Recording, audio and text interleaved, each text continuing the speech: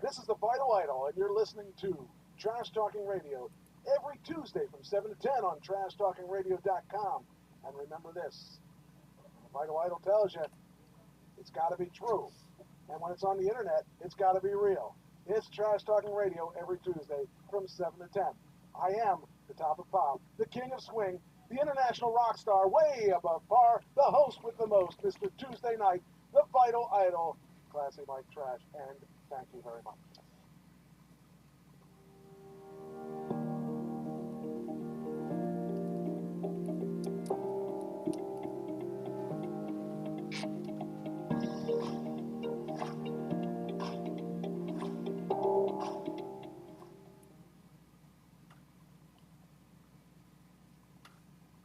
Well, here we are. It's Trash Talking Radio Tuesday night. It's the best night.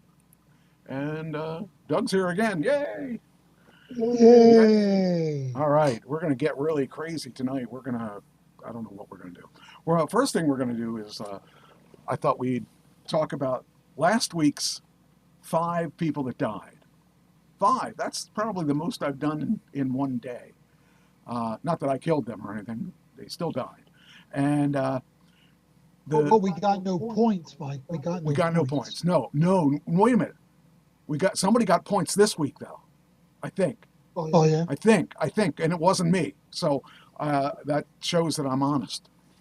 But he was 95, so how many points are you gonna get? So, but yeah, there was no points last week, and my sister says we can hear and see and hear everyone. That's good. That's the point of the show. Good. So we actually did one thing right this week so far. So there's still time though, Mike. Oh, there is, and I did identify the one issue. If you're hearing double sound, there's a reason why there's double sound. And I figured it out, but I didn't have a chance to fix it because I just figured it out before we went on the air. Anyway. Oh, I could turn it off there though. Wait a minute, I'm going to try this, see if it screws things up. Check, 1, 2. It didn't screw anything up. Okay. Wait, that'll screw you up, Bill. That's your audio that I screwed up. Okay. Didn't matter. Nobody noticed because you weren't talking at the time. I'd say. All right. So one of these days, I'll actually figure out what I'm doing. You'd think after 10 years, 21 years, you'd think I would have figured it out by now, but I'm just not that smart, I guess. So anyway, let's find out who. Okay, so that we had last week. We had. Okay, where is it? My videos. Okay, so we had the following people. We had. Actually, I wrote it down over here, but I missed one of them. Shelley Duvall, Benji Gregory, Richard Simmons, Dr. Ruth, and Dr. Ruth and Shannon Doherty is the other one I missed. Now, the big question is, who got the most hits on YouTube? So you have any idea? Richard Simmons got 150 hits. Richard Simmons got 213 hits. The number one was a surprise to me, was Benji Gregory from ALF. He got 932 hits. Wow. He blew everyone out of the water. I wasn't even going to do his because I had no idea who he was. And then when I finally figured out who he was, I was like, he died actually a month ago, and nobody ever heard of. Nobody told me he died. And I thought, I'll do him because I started the stuff, and I figured I'll just do his because I felt sorry for him. I had no reason to feel sorry for him. Freaking 932 hits. And so second place was Richard Simmons at 213. Third place was Shannon Doherty. See, I thought Shannon Doherty would take it away because, you know, she was big when I was growing up, but I didn't like her. But, you know, I didn't not like her. Dr. Ruth got 25.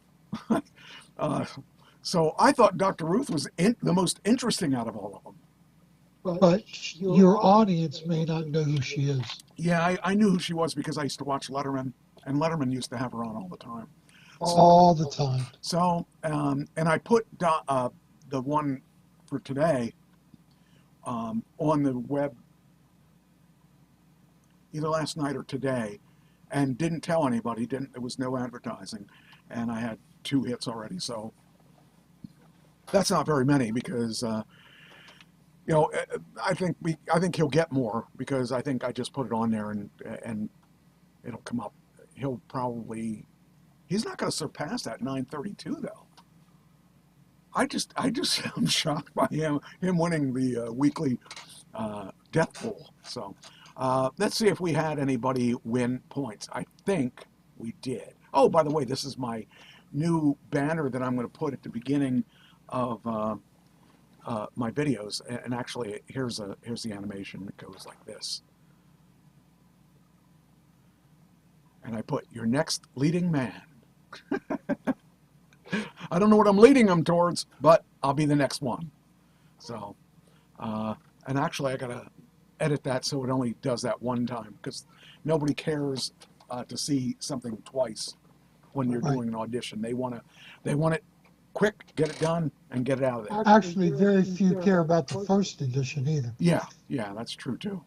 So, okay, so now let's see if I believe somebody won something on the death pool, and I know it wasn't me. So, and I don't think it was you either. I think it was probably going to be Ashley. So we're going to take a look at it and see who won. Let's see, we got to go up a level. My files should be, oh, it didn't do it. My files, there we go. All right, the winner is, or the points will be delivered to,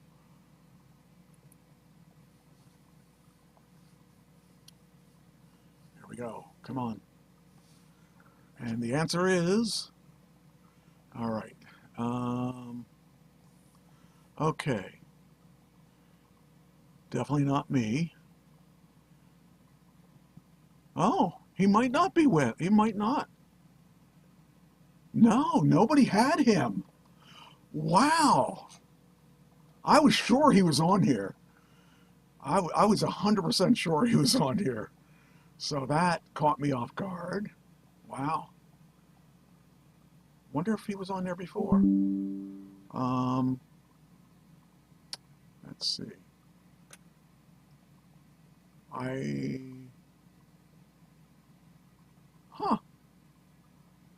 Wow.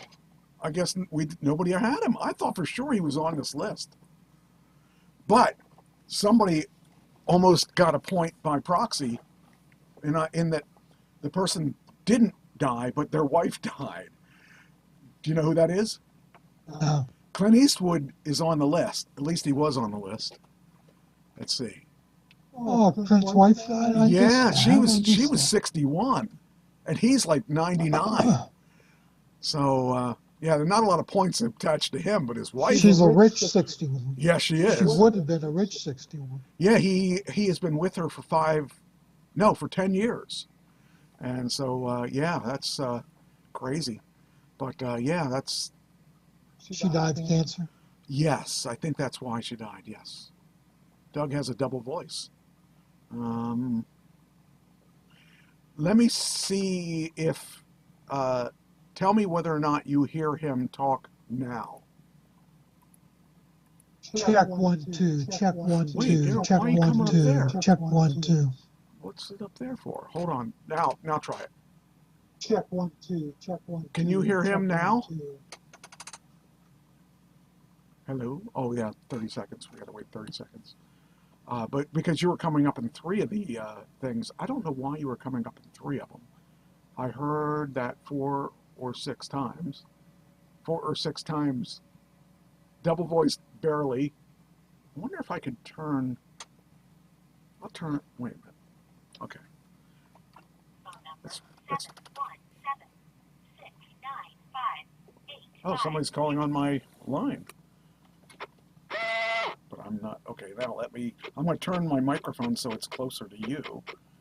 And let's see here. All right, now maybe it'll sound better because my microphone's going to pick us both up. Go ahead. Talk. Check 1 2. Check 1 2. Check 1 2. That should check be good. 1 2. That should be good there because that you're right in line with my microphone. So the next thing I'll have to do is actually put a microphone on you. That might be actually a smarter way to do it. I got to think how to do it though. All right, we'll get on with the show now and see what's going on here. She said much better, one voice, good volume. Okay, that's good. That's what we needed. I should have done that before. Right. All right.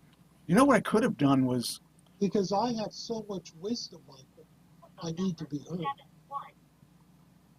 They're still calling my phone. What are you calling my phone for? We should listen to my voicemail and see what it is. You never know. I have so many weird voicemails that come in on that line. I've had that number for 20 years, yet I still get phone calls saying, your car is done and ready to be picked up at whatever, or somebody will call and say, I talked to you about buying your dog, or all these weird things, and none of them have anything to do with me.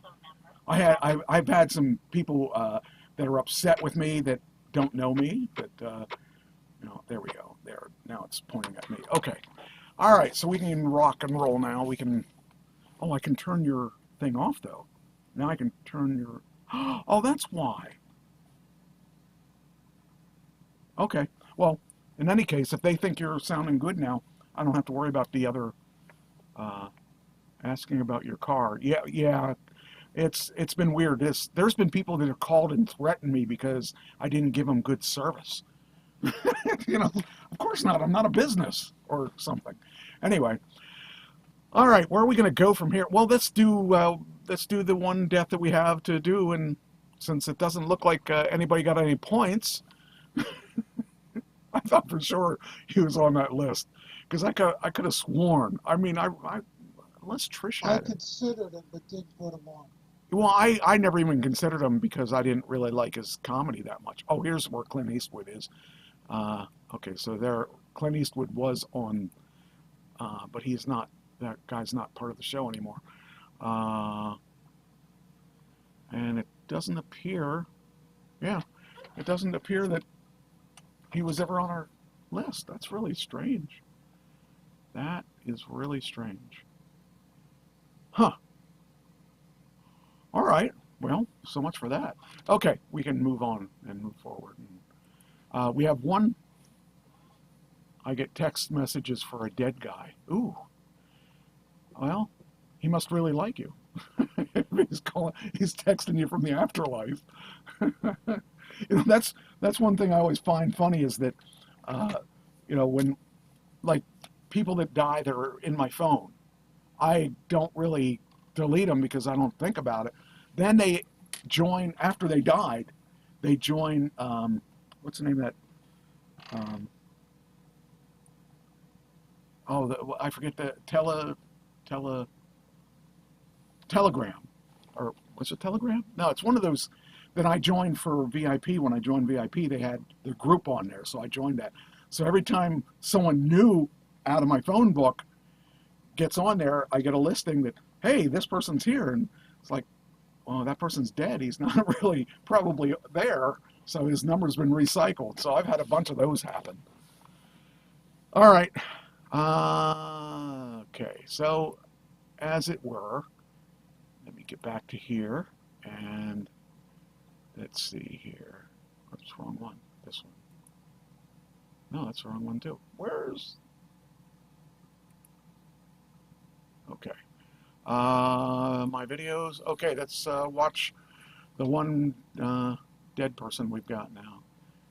And this one actually is pretty big because even though I didn't really like him a whole lot, I mean, I have to give him his kudos because he was pretty popular.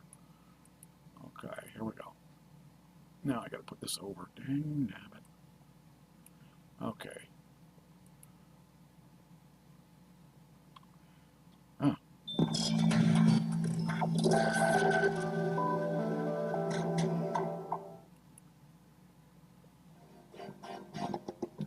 With heavy hearts, we announce the passing of Bob Newhart, a legendary comedian, actor, and beloved entertainer, who brought joy and laughter to millions throughout his extraordinary Hold career. on. Wait. Now I can't see where's my mixer? I don't know if it was playing or not, if it was playing the sounds. I heard. Yeah, you heard it, but the day, that's the question.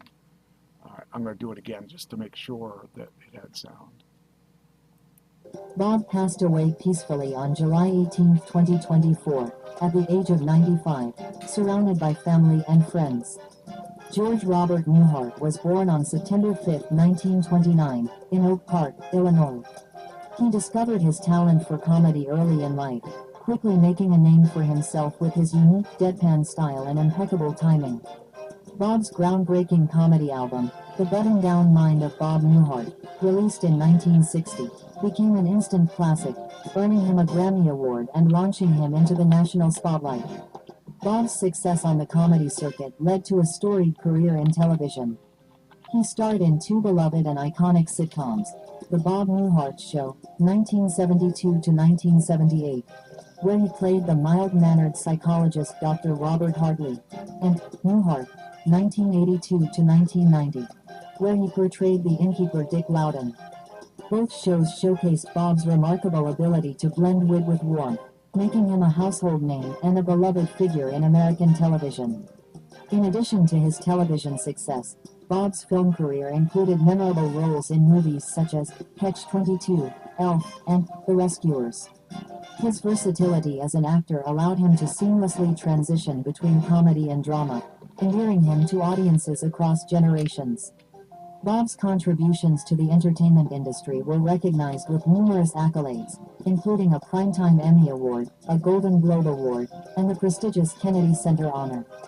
His influence on comedy and television remains profound, inspiring countless comedians and actors who followed in his footsteps.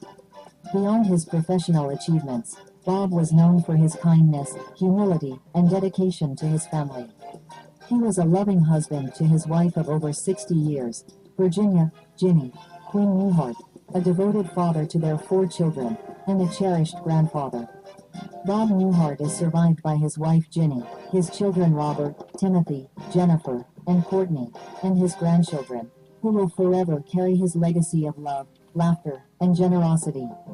His gentle humor and compassionate spirit touched the lives of all who knew him, leaving an indelible mark on the hearts of many. In lieu of flowers, the family requests that donations be made to the American Cancer Society, reflecting Bob's lifelong commitment to giving back and supporting important causes. A private memorial service will be held for family and close friends, with a public celebration of Bob's life and career to be announced at a later date. Rest in peace, Bob Newhart. Your legacy of laughter and joy will continue to inspire and entertain for generations to come. So that's it. Did you ever watch his shows? Yes. You did, okay. I liked him in when he was a psychologist. Okay. I just wasn't a fan. He wasn't my favorite, but he was okay. Yeah. I liked him. My family watched him. That's how I watched him. Yeah. I mean, I didn't hate him. I just didn't really think much of it. Dry humor. He had dry humor. I don't mind, that too, because sometimes I have that. Sometimes that's where I am. But Joseph says, why is it in French? I don't think we're in French. I can't speak any French. Do you speak French? I can't speak French either. Okay. I didn't have any French fries either, so NASA. Oh, okay. So this is interesting. Wait a minute. Is this it? So NASA and SpaceX is talking about how are they going to get these flying devices to keep going because they have a problem with energy. And one of the things they're thinking of doing is this thing here. They're looking at, well, they're actually looking for investors of it, but they'll be putting solar panels. I thought they already had solar panels on them. They do, Okay. but not enough to power a ship. Yeah. I mean, full. They could power the ISS, but to move it towards Mars, Okay. it's a different thing altogether. I'm surprised that what is it? What were the name of the two things that we put out there like 40 years ago? Voyager? Voyager 1 and 2 are still working. Yes. That's They're just still working. amazing to me that 40 years later, the Voyagers are still working. So, Actually, it's longer than that. yeah, well, I'm just rounding. I can't remember when they were launched. I think they were launched before I was born, so. 60s. They were launched in the late 60s. Oh, the 60s. well, then I would have been around for it. So I did remember that they were, but boy, to think that what do we have today that's lasted that long? It's certainly not appliances. And I don't think that they expected it to last that long either. I think they're surprised that it's still out there doing what it's supposed to be doing. So just really very cool. But yeah, they're saying that, let's see here if I've got it or not. Oh, that's the same thing. It says William Shatner is joining them in their brand as brand ambassador. So who else could you have that would do that? I mean, going places no man has gone before and stuff like that. He's the perfect person. He's got to be up there too. He's got to be in his 90s. Yes. Jeez, how did the actors end up living to be that age? Because most of those guys are drugged up anyway. Hey, Voyager was launched September 5th, 1977. Okay. All right, so that's still. Oh wow, that's It's pretty 50, good. That's pretty good. almost 50 years. That's pretty good. If we could get that out of our anything that we own, that'd be good. Oh man, one was launched in the 70s. I remember it. That's what Amy Sue says. She remembers it. What was I doing in the 70s? Oh, I was probably playing in the streets or something, avoiding cars. I don't know. But that's kind of cool that they're still out there, and it's cool that if they get this down to where that'll be able to be. It'd be cool even if it died somewhere in the galaxy and then it hit another sun and then it fired up again. That would be cool too, because then all of a sudden our ancestors would be saying, "We're getting this sound from from a probe. We don't understand how that was one of the episodes of Star Trek where they." Yes. That's right. V'ger. Yeah, yes. V'ger. Yeah, that was funny. That was a good episode. It was a movie. Yeah. Oh yeah, was it a movie? I didn't remember because I just remembered that was an episode, but that was a good episode. So that's kind of funny. But anyway, I found that interesting. Then we talk about in the news. I mean, who doesn't really think about this? Hulkamania is running wild again. Now let's see. If you didn't see this, I don't know if you're in for a treat or not because it depends on your view, but that is Hulk Hogan. And Hulk Hogan has a few things he wants to say. Let's see, I gotta make sure the volume isn't off. Let's see, is the volume off on this? Should be there. Yeah, it is down. I gotta turn that up. All right, you're not gonna let me. Come on. There we go.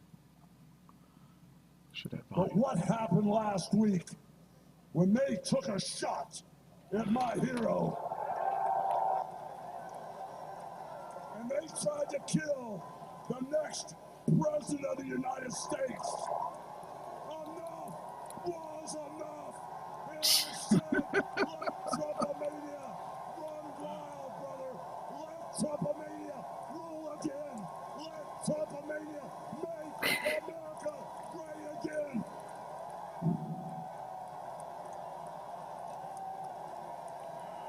This world is, I don't know what this world's coming to, but it's funny. Yeah, no matter what you think, that was funny. Look at all the people, though.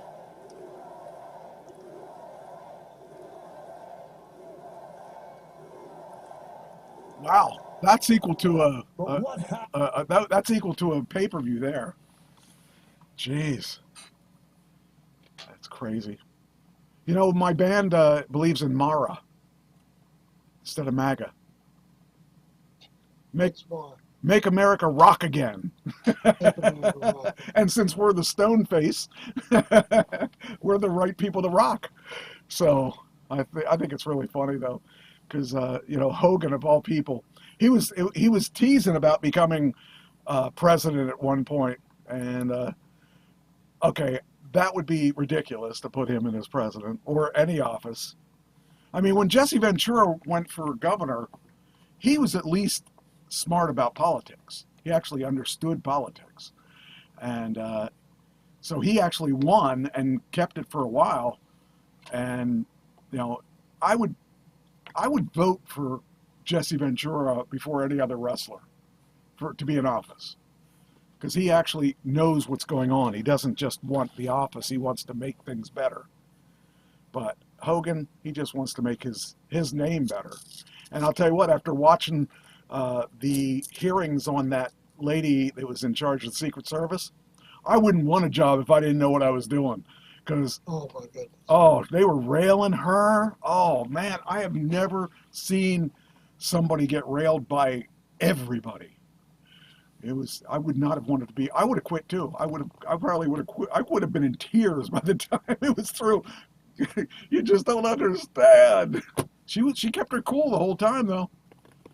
I don't know how she did it, but she kept her cool.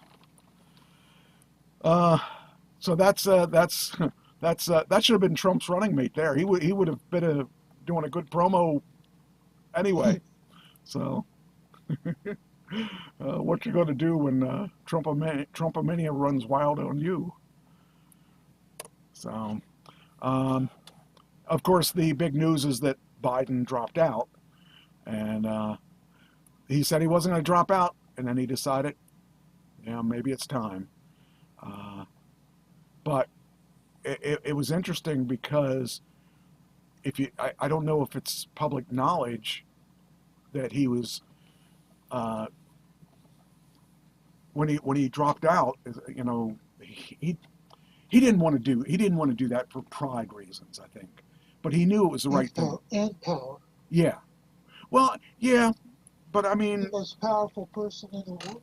but not if you're not paying attention and don't even understand what you're losing track. I mean, the worst thing that could have happened to him was taking Trump on one-on-one, where people were exposed to his weakness.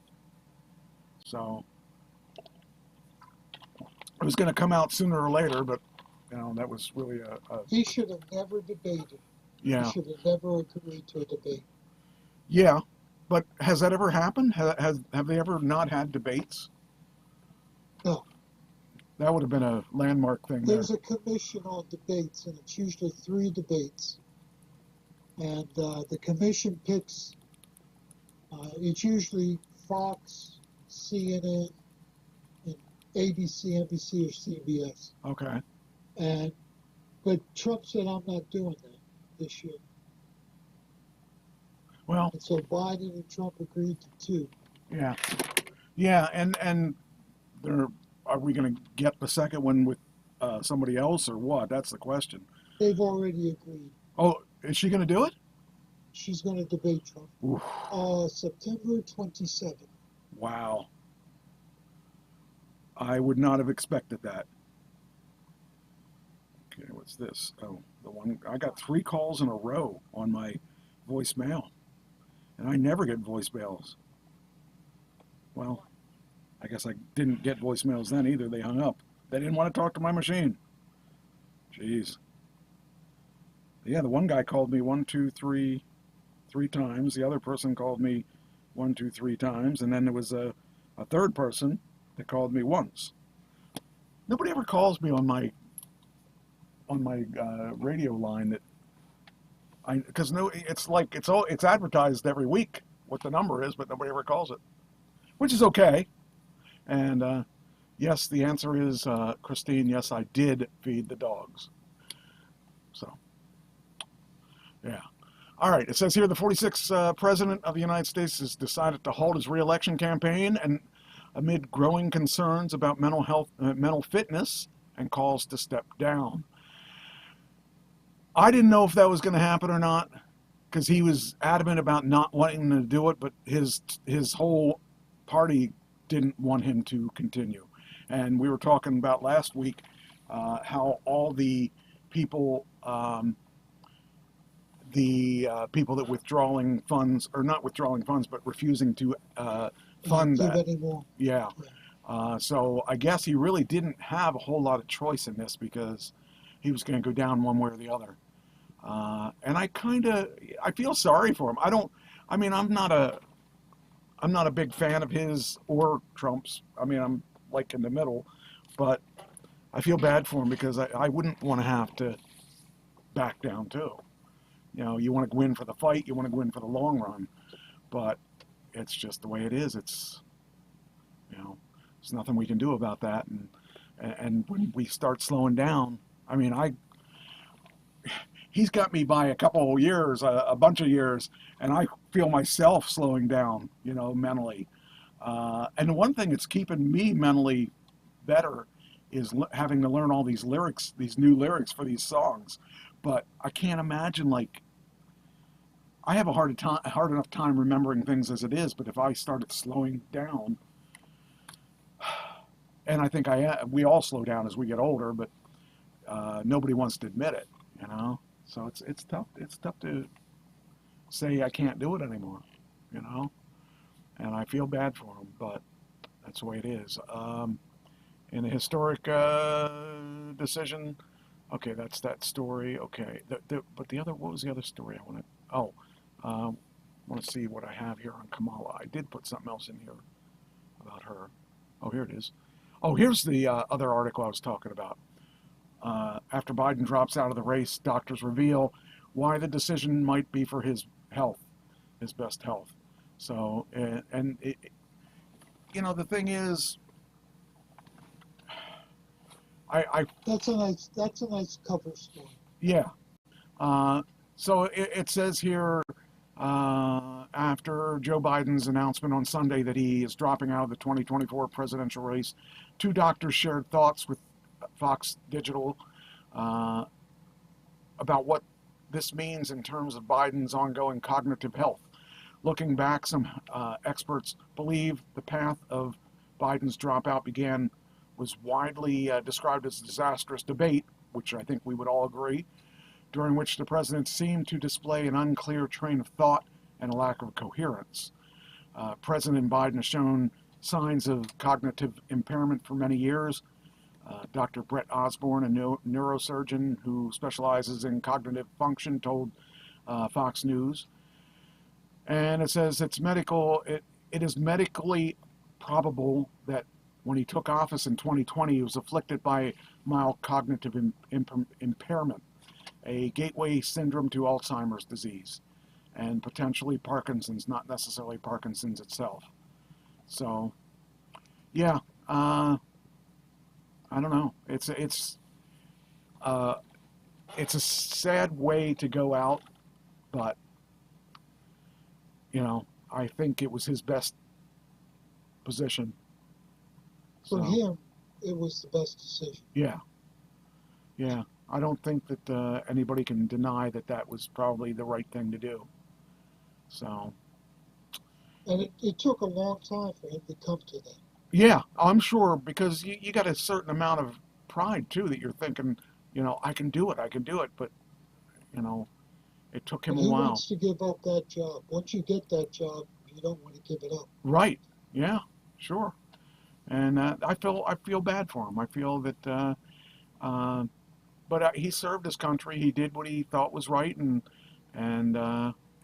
it's sad, but it is what it is, and he had to, you know, admit that he's got problems. and he came in flag broke to the Senate, became a multi-millionaire. Yeah. Yeah. And the nice thing is, Like most senators. yeah. But the thing is, he doesn't have to put his head down in shame. You know, he did what he thought was right, and I think he did the right thing. If he stayed, he would have been remembered as if he had gotten it for another term. I think it would have been bad for his legacy. So I think his legacy goes out on a good turn. Sometimes you got to know when to. Well, his numbers against Trump were abysmal. Well, then the question becomes, what is Harris going to do? And that's, is she going to? She's a fresh face. Yep. And so the numbers are going to be even for a while. Yeah, until she proves herself unfit or whatever, or proves herself very fit. I don't want to say that she's going to be unfit, because I don't know what she's going to do. I don't know what she's done so far. I don't know, because he kept her way in the back. We didn't ever hear anything of her. So, I have nothing to draw on for her. She might be okay. I don't know. It's truly a fresh face, though. It's truly something we have never had before. So I think she might be good. So I don't know. We'll find out. We'll find out when she's debating Trump what's going to happen. What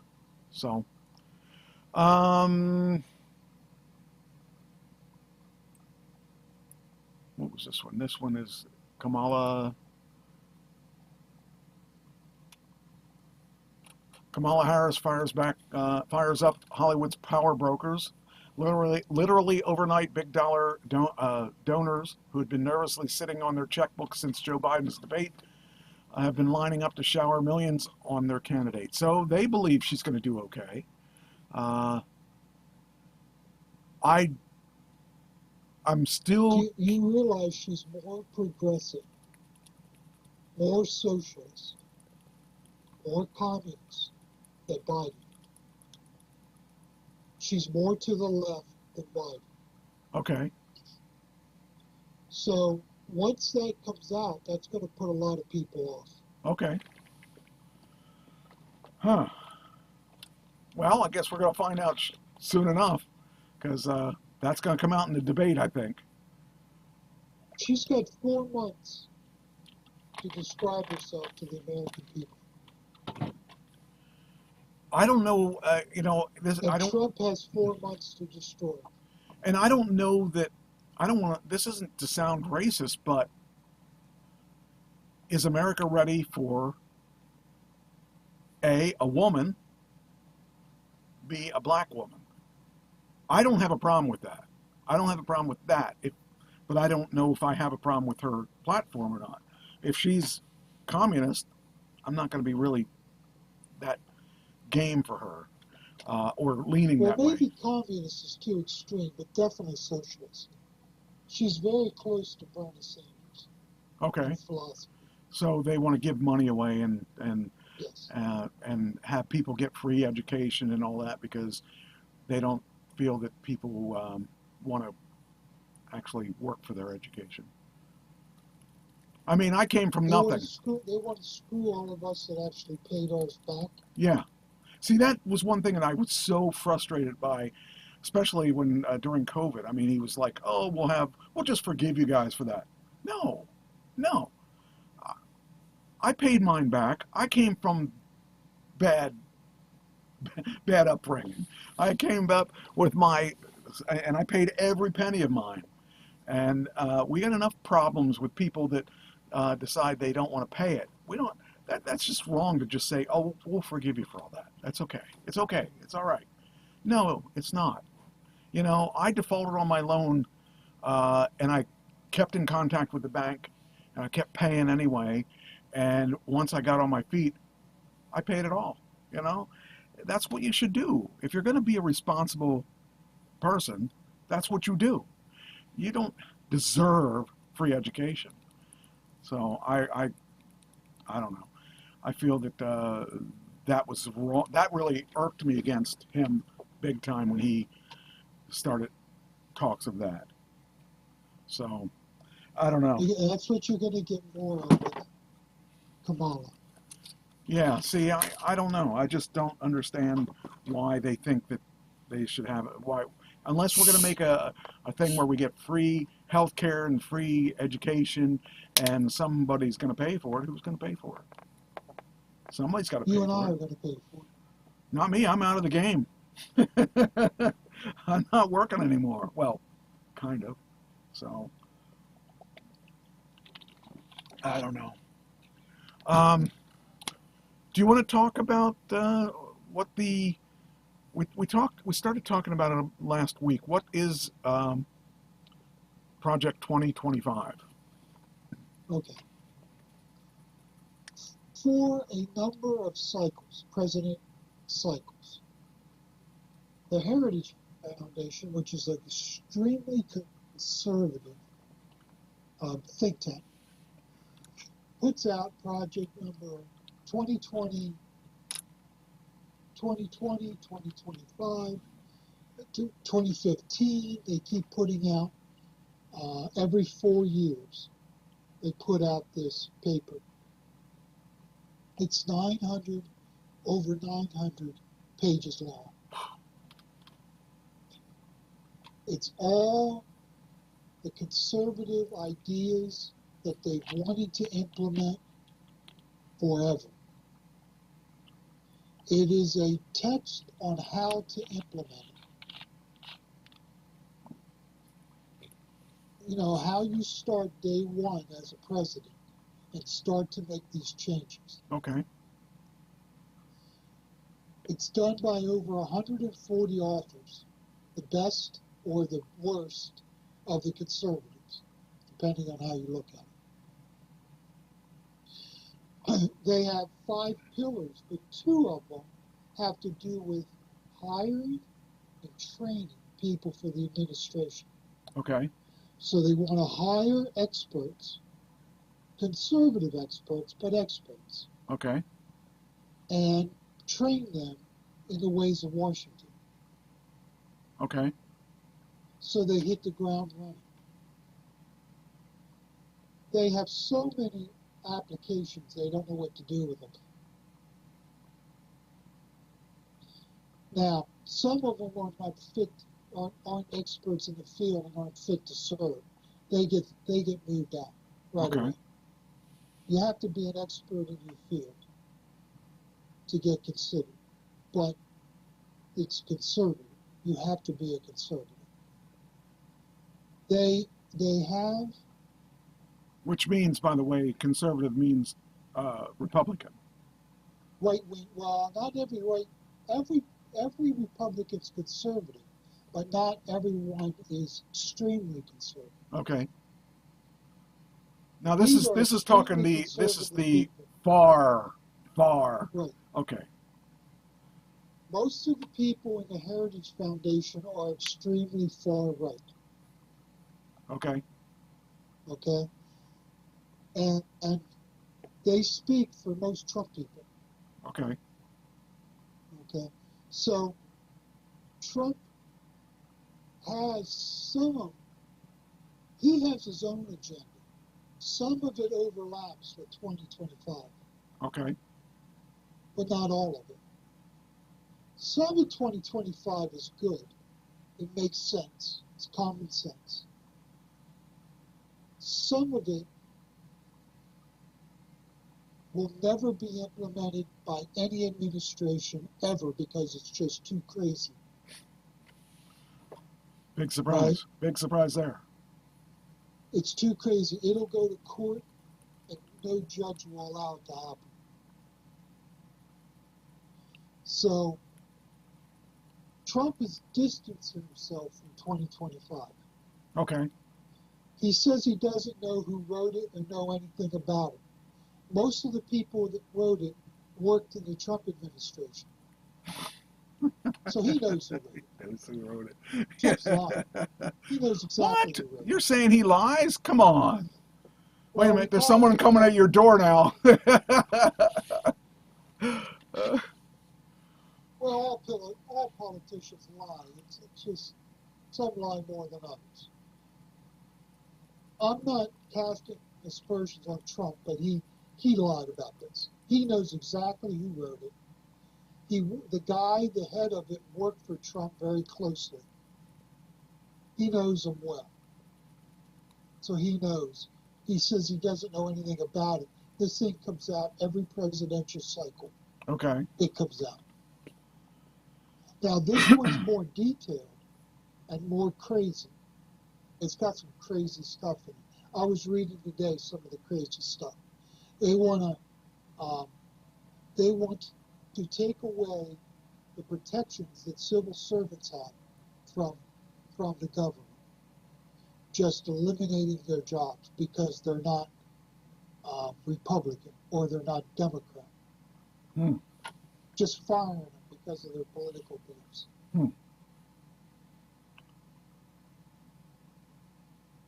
And that's what they want Trump to do. 2025 wants Trump to just go in there and start giving them a loyalty test and start firing. Jeez. If they don't pass the loyalty test. So that's one of the more crazy things out there. But they've got others. And it's not worth getting into weeds about what they are. But just know that Trump knows who it is. Some of their agendas are the same. Okay. But not all. Trump does not agree with everything in 2025. That's true. He said, I don't agree with all of it. And that's true, he doesn't. He doesn't agree with it. But there's three agendas out there. 2025, Trump's, and the Republican parties. Okay. Now, Trump and the Republican Party are very close to each other. 2025 is not close to either the Republican or Trump's agenda. Okay. So the Democrats are scared of 2025. And they're accusing Trump of being a part of 2025. Trump wants to distance himself from 2025 because he knows it's going to hurt him when stuff comes out about him. Yeah. But 2025, it can only be implemented if the president wants it to be. It doesn't have any weight or any action unless the president wants to take Section 3, point A, and implement it into the government. But it's also a how-to write the legislation, how to convince Republican House or Republican Senate to take this under advisement. Okay. Right? It's a how-to, man. 900 pages. Few people have ever read it through. Yeah, that's a lot of pages. I don't know. So chances are we're not going to have to worry about it too much this time. Not too much. But some. What's it? Okay. Because I hear this, I hear people talking about it, and I got in a conversation with somebody, and I knew nothing about it, and he was telling me how, we're going to be we're in trouble if Trump gets in because he's going to designate this, and I'm like, but what is it? I don't really understand, and he just, he went off, and I really didn't still understand it when he was done talking. Biden weaponized the Department of Justice. Okay. 2025 says the same thing. Basically to weaponize the Department of Justice to go after your adversaries. They just put it in writing. Okay. Biden didn't put it in writing. The Democrats didn't put it in writing. They just did it. This could lead to an authoritarian. This is what I'm hearing. This is the thing I was hearing. I'm thinking, really? And I thought, well, there's got to be steps in place to stop that from happening. But obviously not necessarily. But just know that some parts of 2025 make a lot of sense. Yeah. It really does make sense. I read some proposals that made sense, but other ones were scary. Okay. Interesting. I mean, if Trump does it, I don't want anybody weaponizing the Department of Justice. I don't want Biden doing it, and I don't want Trump to do it. Right. I don't want Harris to do it. I want no one to do it. Right. That's crazy. So now you know that it's going to be big in this election over the next 4 months. Yeah. I would imagine. And you're going to hear some of the crazy stuff. You won't hear the good stuff. You'll hear the crazy stuff. Right. Well, that's the way But it just is. so you and your audience know, it's not all crazy. Okay. That's good to know. So, all right. Well, that tells me something about that. All right. Next, make sure I may drop. I want to try to get the politics stuff out of the way here. Let's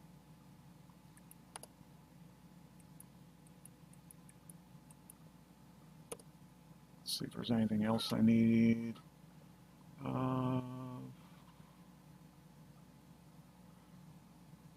Oh, okay. Well, I guess we can talk about this a little bit. I don't want to spend too much time on it, but you and I talked about it a little bit before I think the show started. I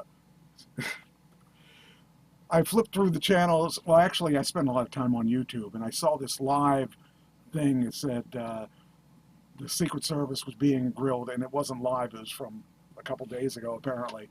And it was about the Secret Service Director Kimberly Cheatle. She testified, and before the House Oversight Committee regarding the July 13th assassination attempt on former President Donald Trump. And I'll tell you what, they were brutal on her. They just grilled her a lot harder than I think they should have, because they were asking the same questions, and most of the answers were, they're still investigating that. I don't have the answer to that yet. Well, why don't you have the answer to that? They ran her over the coals. I felt bad for her. Just that and I don't usually feel bad for any politician, but boy, they really grilled her. And the thing is, she worked hard to get that position, and she probably did the best she could. And she said, I realized that we failed on this. And that's all she could say was, we failed. And she admitted that. And everyone, whether it was Republican or Democrat, just railed this poor woman. I felt, it's no wonder she resigned, because I would have been in tears if I would have been in that seat. Look, I told you, aren't you listening? They railed her. And I give it to her, because she sounded professional in the way that she was railed. But, she, as head of that, she had to take the blunt of everything. And everybody asked the same questions over and over again. And she said, look, I said we failed. And I take responsibility. And really, the end result was she resigned. So what could she do? There was nothing more. Her credibility was shot. And I felt bad for her, but, it wasn't that she screwed up. Her people screwed up. So. Well, she screwed up in the sense that Trump's people were asking for more protection. Yes. Well, that was the major thing. She denied it. And the thing is, that's where her responsibility is. Yes, and she did.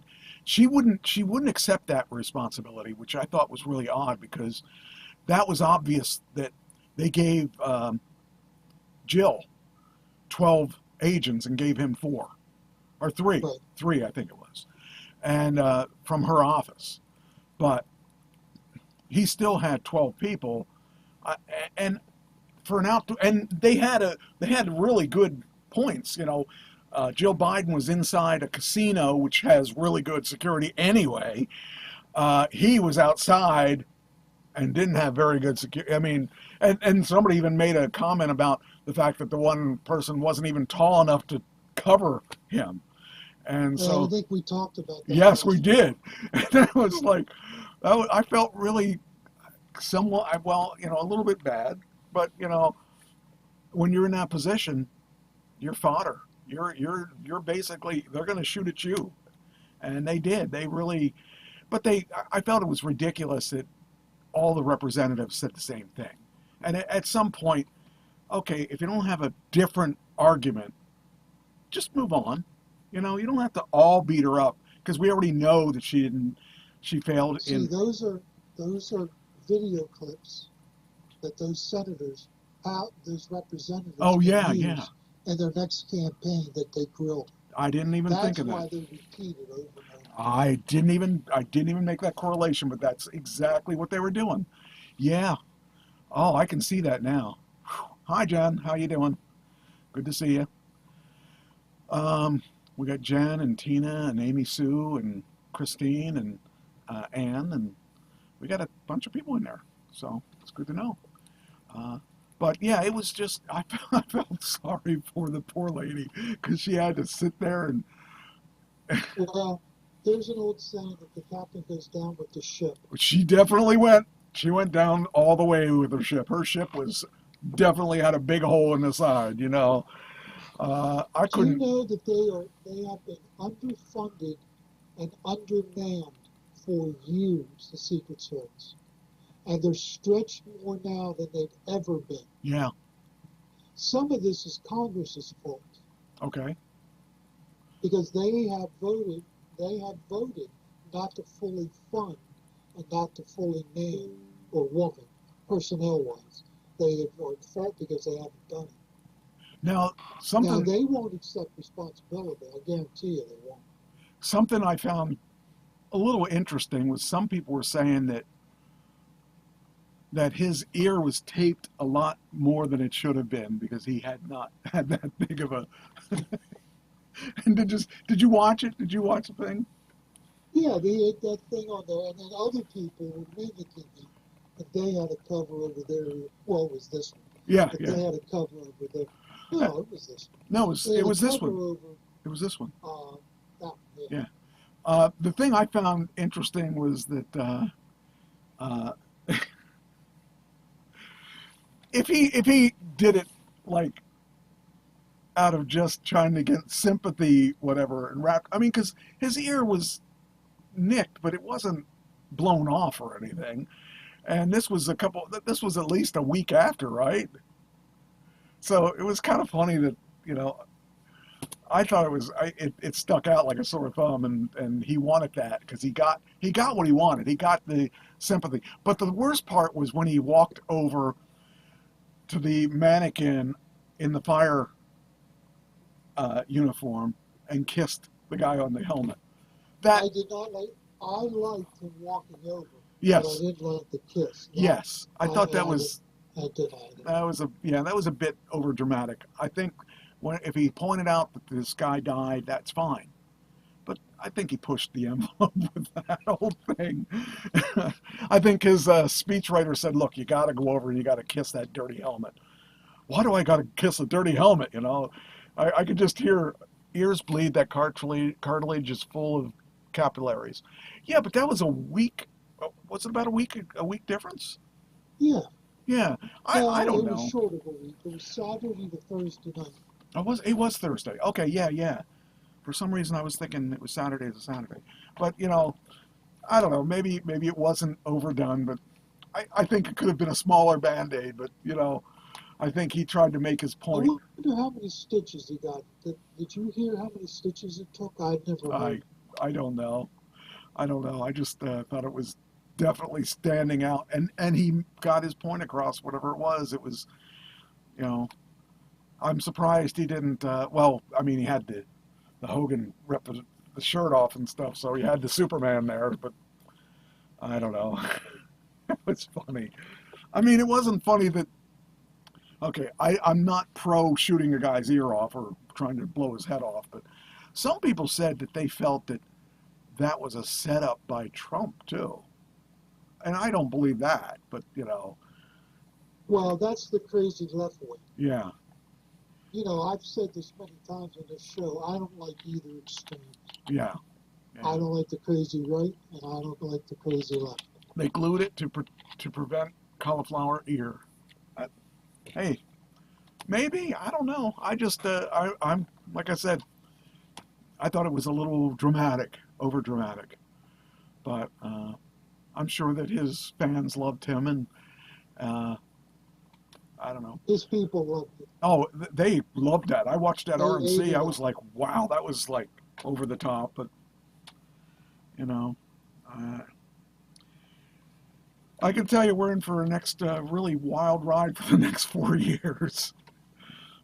Because once he gets in, he's not leaving this time. He says he's not going to leave. He's going to change the rules so he can have another term. I'll tell you what, somebody It's a shoots. constitutional amendment. I don't think you can change the rules. Personally, I think that if someone shot at me, I'm out. I got lucky once, I'm out. I'll step down. Somebody else can Well, the take it. sad thing is he has a full complement of security people now. He took a bullet. Christine says you have to take into account that it may have been soundproofing too. What, the ear? I don't know. And Amy Sue says probably his ear was probably ringing for the whole week. Well, that's probably true because you get a bullet that close to your head. I can't even imagine that. That's the nice thing is I'm never going to be in that situation. At least, well, no, I'm not running. I mean, running for president. I will probably have people shooting at me at some point, but that's a whole other thing. And they never have found the motive. Right, because he's a Republican too. That's why they, I just, and we'll never know because he's dead. So, yeah. And he didn't leave any. No. Leave any. There was no manifesto. So we'll never know. So I don't know. It's just kind of weird that. But this is like I said, we're in for a nice ride the next couple years. So all right, let's talk about. That's enough of that. Let's get that out of here. Michael, I will be back. I got a dog to put out. All right. Is that code for something? Oh man. All right. So let me get rid of this so we can stop talking about this. Oh, good. I didn't delete. Okay. So I saw a movie today that was actually pretty good. It was on Amazon Prime, and it was called The Beekeeper. And from the name of the show, it wouldn't necessarily turn people on, but it was a Jason Statham movie, and that was really good. It was really rocking. It was very topical, and it was about a guy that was one of those guys that is a former hitman. Well, not a hitman. A guy that didn't work Secret Service, but he was a guy that just basically he's not anywhere on the map. You couldn't find him. I'm talking about a movie that I saw today. It was called The Beekeeper on Amazon Prime, and it was a Jason Statham movie. And so he played this part of a guy who is not anywhere. You can't find him. No social security number, no name, nothing. You can't find him anywhere. And he's a guy that basically had special ops and retired and didn't want to be found. And he started keeping bees. And the person that he had a friend that had a farm, and she let him use the barn for the bees. And that's what he had done for the last couple of years. Well, somebody ends up killing her, and he didn't understand why. And No, I'm sorry, she killed herself. So she got scammed out of all her money. She was, so the basic idea was this was about a scammer, a network scammer that came and you know how you may not know about this, but what they do is they infect your computer, telling you gotta get their privacy stuff, and instead they install like PC Anywhere so they can get on your computer, and they talk you into giving up your password, and you don't realize that they can see what they're doing, see what's going on, and they end up getting too much money from you, or no, giving you, how does it work? They end up giving you money, but they give you too much money because you pay for this, and they say, oh, you paid too much. I'll send this to you. Oh no, wait, how's it work? I forget now. They end up you owe them a little money because they screw up. They always screw up. They always screw up somehow. And the woman was going to send them money, wire transfer, and was on her computer doing that when they stole her password. And then they wiped out all of her accounts, over $2 million worth of money. And by the way, it was Phylicia Rashad, which was the Cosby woman, the mother in the Cosby. She's still out there acting. She's in Creed, and she's in this, and like I see her all over the place. But anyway, she ends up killing herself because all these charity places that she was in charge of, they wiped all their money out. And Jason Statham, got in the middle of it. So it was a good movie. You watched it? All right, that's cool. That's good. Or wait, there was a bomb threat in America due to an attempted assassination. What movie was it? But anyway, so that was a good movie. I saw that today. I also saw, what did I watch the other day? Oh, the new one by, what the freak, Furioso, the new Mad Max movie. I saw that the other day. That was a good movie. That was fun. So it was cool when I actually get to sit and watch a movie and not do anything else except watch that movie. So I had a chance to watch both of those. So I want to say that if you were a Mad Max fan, the Furioso movie is a good movie. And if you're a Jason Statham fan, The Beekeeper is a good action movie.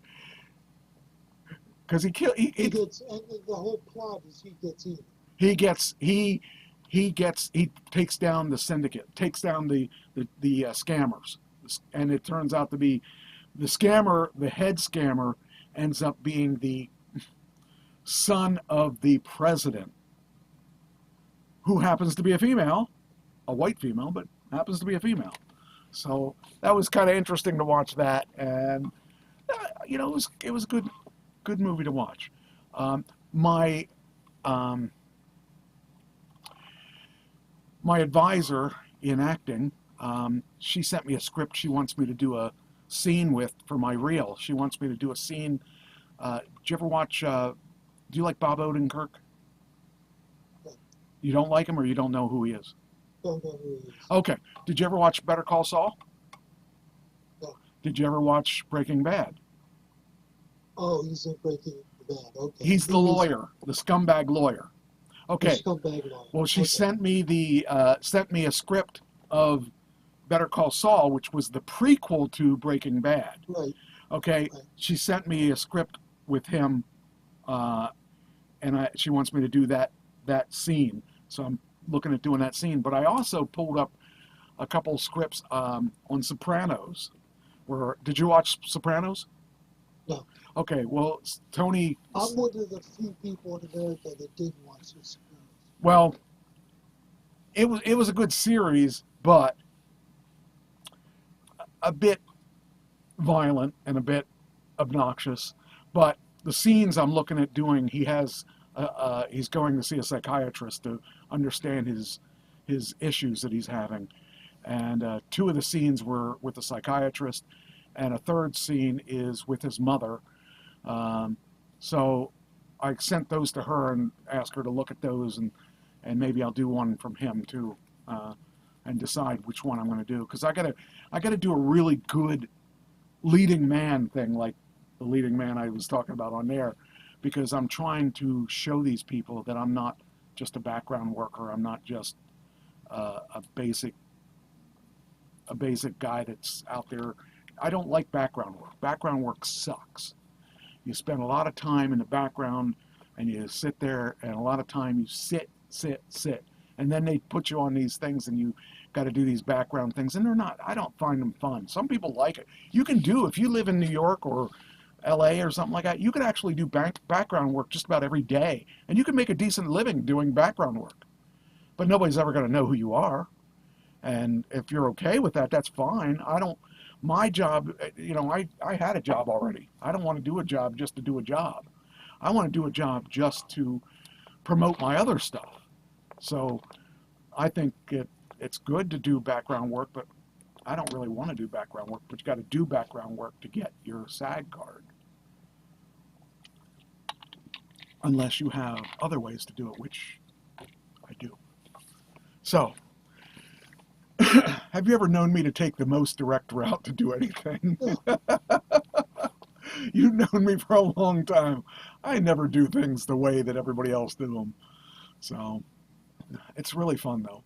But yeah, that's my next thing is I'm looking at doing, a couple of those scripts just to see how they work out and see if it looks good enough.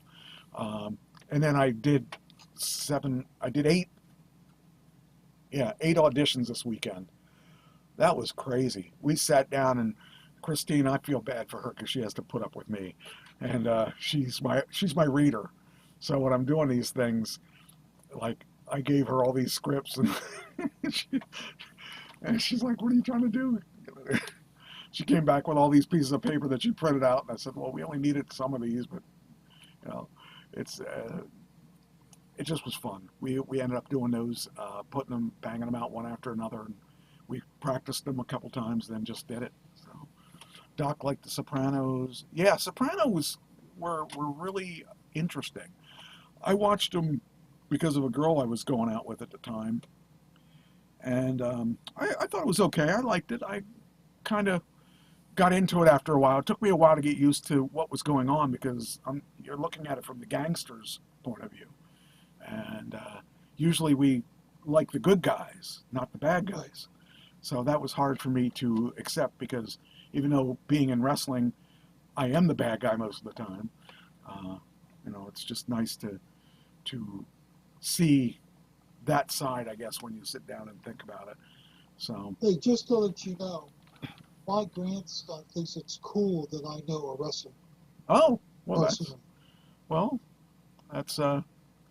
that's cool. I think it's really neat that it's kind of funny because I don't really think of it like it's just part of my life. So it's kind of like singing is part of my life, and now acting. It's kind of like I don't think of it as this is making me, because I'm probably more famous for singing than I am for acting or wrestling. But no, I probably did more. I don't know. It depends how you look at it. I don't really think of it as anything other than part of me. So it's kind of cool that he likes it. And one of these days, I'm going to get out there and I'll bring my belts and stuff, and he can touch the belts and stuff. And how old is he? 6. Jeez, that's the one I met, right? Yes. He's a cool kid. I like the kid. He's got 15 wrestlers. He watches WWE on Monday night. Okay. I watched the whole thing. Yesterday. Yesterday. Yesterday, yeah. Watched it from beginning to end. He was here. We had him overnight.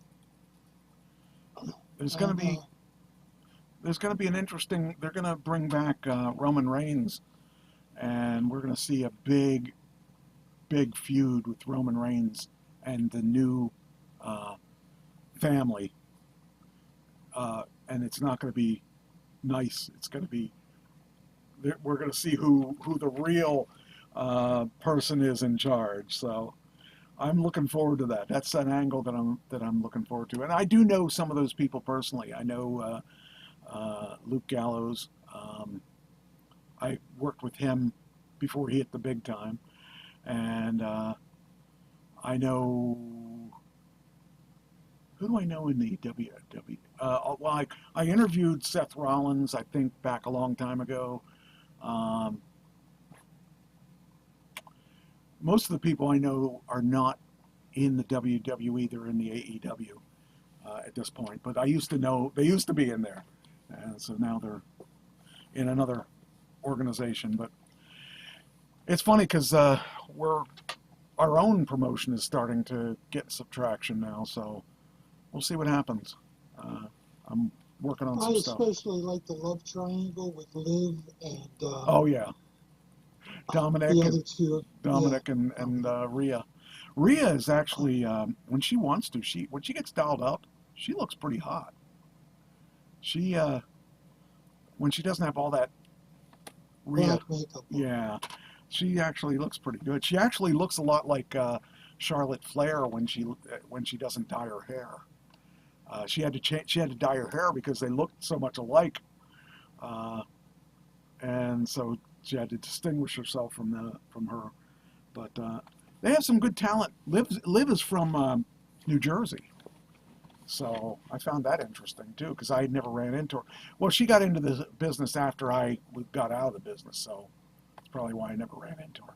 But we're actually having our next event at the Monster Factory, which the Monster Factory was where they trained a lot of the wrestlers. A lot of the wrestlers, like Big Show, was there. Actually, what's his name? The champion. The what's his face? I can't believe I can't remember his name right now. But the champion actually came from the Monster Factory, and a bunch of those guys trained at the Monster Factory. So that's where our next event is going to be. We're going to actually be at the Monster Factory, which is exciting to me, except I won't be there. It's exciting to me because I always wanted to check out that place. Now we actually are running that place. And they have a nice little organization there. They have the ring and lights and all that stuff is provided for your money that you're renting the place for. And usually you have to bring your own ring and stuff, so we don't have to bring a ring to that. It's kind of cool. It's a lot of fun, and my next event is going to be in November with them because I'll be in Atlanta when they're doing the Monster Factory. But you do what you got to do and to get what you want to get. And I got to get new pictures because I keep changing my look. So, funny. Okay. So, Law and Order is going to have Maura Tierney. Now, she was in, which one was that? Was she in ER? What was that? I forget where. Let me see. I got to figure out where she's from. I was going to do that, and I didn't get the time to do it. There she is. So she was. She's 59. Wow, she looks really good for 59. Holy cow. But yeah, she just got signed onto that. I'm trying to think where I saw her before. Oh, there it is. ER. Yeah, she was Abby Lockhart. She was also Lisa Miller in News Radio, but she was Abby Lockhart in ER. So it's really cool to see that she's still out there doing the thing. She's out there. I didn't think she was 59. She looks good. By the way, Bob Newhart did not look good. No, he did not. He actually he looked like an old woman in that couple of those pictures. He lost so much weight. He just I don't know. There was nothing much left of him. But anyway, so it's exciting to see her go to Law and Order. Although I don't watch Law and Order, but I've always been a fan of hers because I used to watch ER, and I saw her in. I didn't realize she was in talk radio. So that's cool. Anyway, all right. So that was one thing I wanted to say. Oh, also, did you? You probably didn't. You don't watch a lot of movies, I'm guessing. There was a Bob Odenkirk was also in a movie called Nobody, where he plays an ex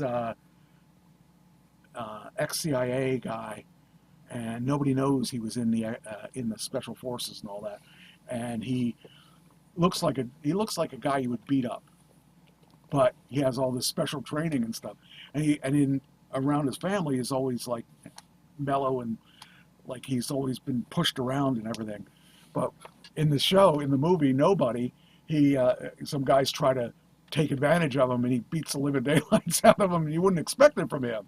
Well, they're coming out with a Nobody 2, and Nobody 2 is going to have him in it again, but Sharon Stone is going to be a villain in that.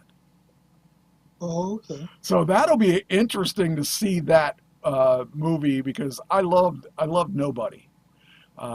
It was just really awesome that. So he's going to be doing a part 2 of that, and it's going to have Sharon Stone. I can't even imagine Sharon Stone in that movie, but it's a comedy, action comedy, so it'll be cool. So there she is. She's looking good too. Wonder how old she is. Let's see how old do you think she is? I'm trying to find it. Trying to find out how old she is? She is She was 66. She's 66. 66. She's holding up good too. Yep. That's what plastic will do for you. You know, it's funny. When I was a kid, my grandfather was in his 50s probably. And he always looked frail. And in my 50s, I hope I didn't look frail. Of course, he wouldn't have ever stepped in a wrestling ring either, but, you know, I didn't have a problem doing that. So all these pictures are adjusted. Are they? I think she probably still looks pretty good though. 66. Man. I don't think she'll ever look bad. Well, I'll probably say that because I'm right around the corner from her, so at some point. Anyway, I want to see Nobody 2 once it comes out. They did $352 million with that movie. And that was a low budget movie. I remember the Killer Bees, the Rockers, and British Bulldogs. Yes, I remember all of them. The Rockers. I worked with Marty Jannetty on the indie scene. He was a piece of work. Killer Bees. I had both of those guys on my show at one point. I had Jim Brunzell, and Brian Blair is still out there. He ran for government. He actually. And I think he's head of the Cauliflower Alley Club, which is the retirement of the wrestlers. You know, that's where old wrestlers go to retire. That's their, if you want to call it, not retirement program, because there isn't one, but those are the people that help pull them out of bad situations. Like if they run into bad medical stuff, they help contribute to paying their bills and stuff. So, yeah, it's funny when I think about that stuff. So that's Nobody. Get rid of that. Next, what do we got here? Here's some more stuff. LeBron James. You know what he's in the news for? Well, he won the game the other night. He's tapped to be the Team USA's male flag bearer at the Paris Olympics. Can you imagine that guy being the flag bearer? He's taller than the flag. He could be the flag pole. So, I don't know. It's kind of cool though. That'd be a neat thing. Do you remember the first time when we're allowed to put our pro basketball players in the Olympics? Yeah. Because we wouldn't do that. And we did that first year, and it just took off, and we killed everybody. So I don't think anybody's touched us in basketball since then. The Chinese and Really? some other, yes, they've caught up to us. Oh, Are we still doing the professionals doing that? Yes, And they're really getting good guys out there? because the NBA is filled with, it's an international league now. Oh, I didn't know that. The best and the brightest from all over the world come to the NBA. Okay. So when they go into the Olympics, they go back to their home countries. Ah, okay, that makes sense. Okay. And I know that, there's football, professional football out of the country too, right? You mean soccer? Or do you mean No, the I mean NFL? football, NFL. Yeah. Isn't there a football team like? No, there's none out of the country. Oh, okay. But the Eagles are going to Brazil Wow. for the first game of the year against Green Bay Packers. Wow.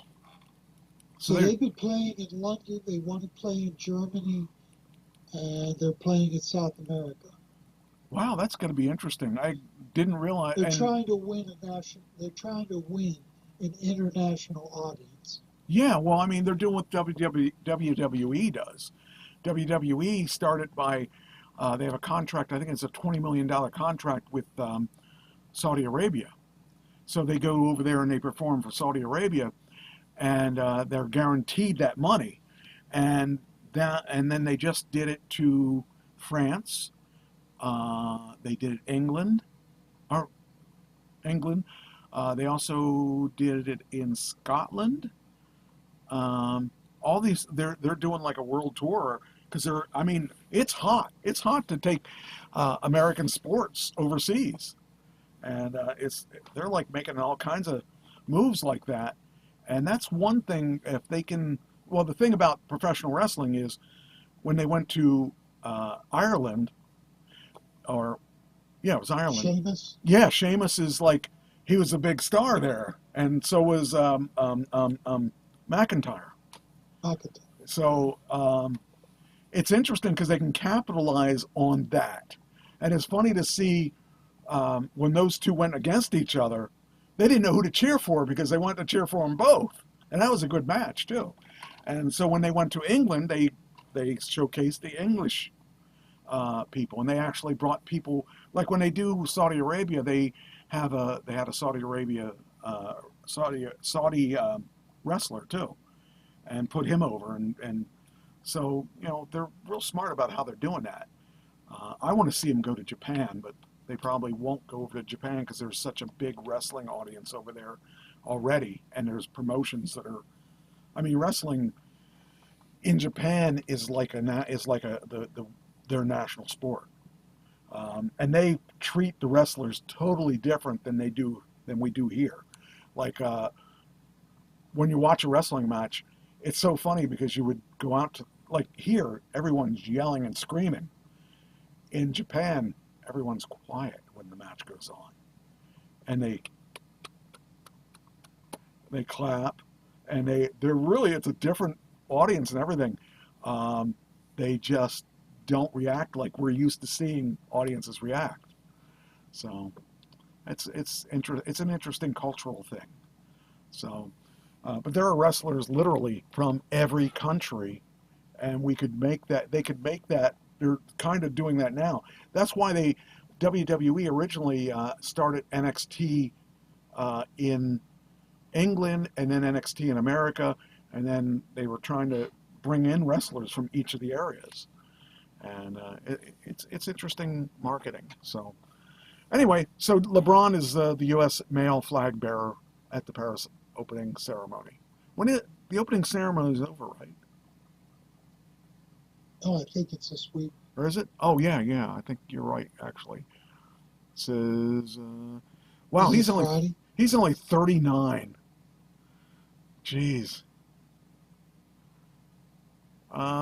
His first, okay, this is the first Olympic appearance, blah, blah, blah. Where's it at? I didn't even think about that, about them bringing in, because there's some really tall people. I don't know where they find these people. But that's cool that they're able to bring them into their sport. So I just thought it was interesting that he's doing that. I wouldn't even imagine him doing that because I would have thought, well, he would want to play. He wouldn't want to just be a flag bearer. But I guess it'd be kind of cool to be a flag bearer. You don't have to worry about getting injured or anything. Well, he'll play. He'll play. Oh, really? Okay. Yes, he'll. Okay. He won't do the minutes he used to, Yeah, but he'll play. that's cool. Okay. He is 39. I mean, he can't play Yeah. forever. Yeah, that's funny when you think about that. You know, we worked until we were older, and these guys, they put it all out there, and yeah, it's funny because I want to say, well, that's not fair. I had to work till I was, but then you think about the punishment their body goes through when they're going through, especially when you're a bigger man like that. Your joints are screwed by then. But what was I watching that? I was watching. Oh, you might like this. Do you get A&E? Yeah. Look for the WWE has.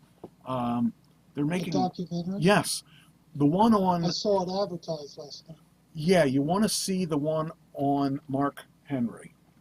He was a weightlifter, an Olympic weightlifter, and his story is really, really good. He was a poor boy that was raised by a single mother, him and his brother, and they were in a poor Texas family, and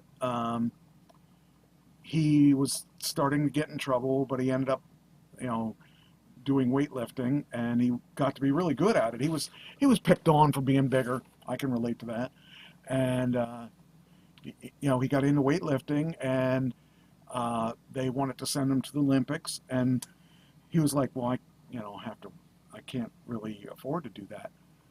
They went to the one guy that was on the Olympic team, the coach or something, worked with Vince McMahon at one point with something that they were doing. I forget. Oh, maybe it was with. I'm going to say it was with when they tried to get Angle, but I might be wrong about that. But anyway, he worked with him before, and he went to Vince McMahon and says, this guy wants to. No, it couldn't be him because this happened before that. But anyway, he went to Vince McMahon and said, hey, we got this guy here that should be in the Olympics. He's a weightlifter. And Vince McMahon funded his training to be a weightlifter and with no strings attached. In other words, when it was all over, he didn't have to come back. He didn't have to come to the WWE. He doesn't have to do anything. He just did it because he saw the potential of this guy. And he did great in the Olympics. He ended up then signing with them and became a wrestler, and realized that he didn't really know much about wrestling. He was just a weightlifter.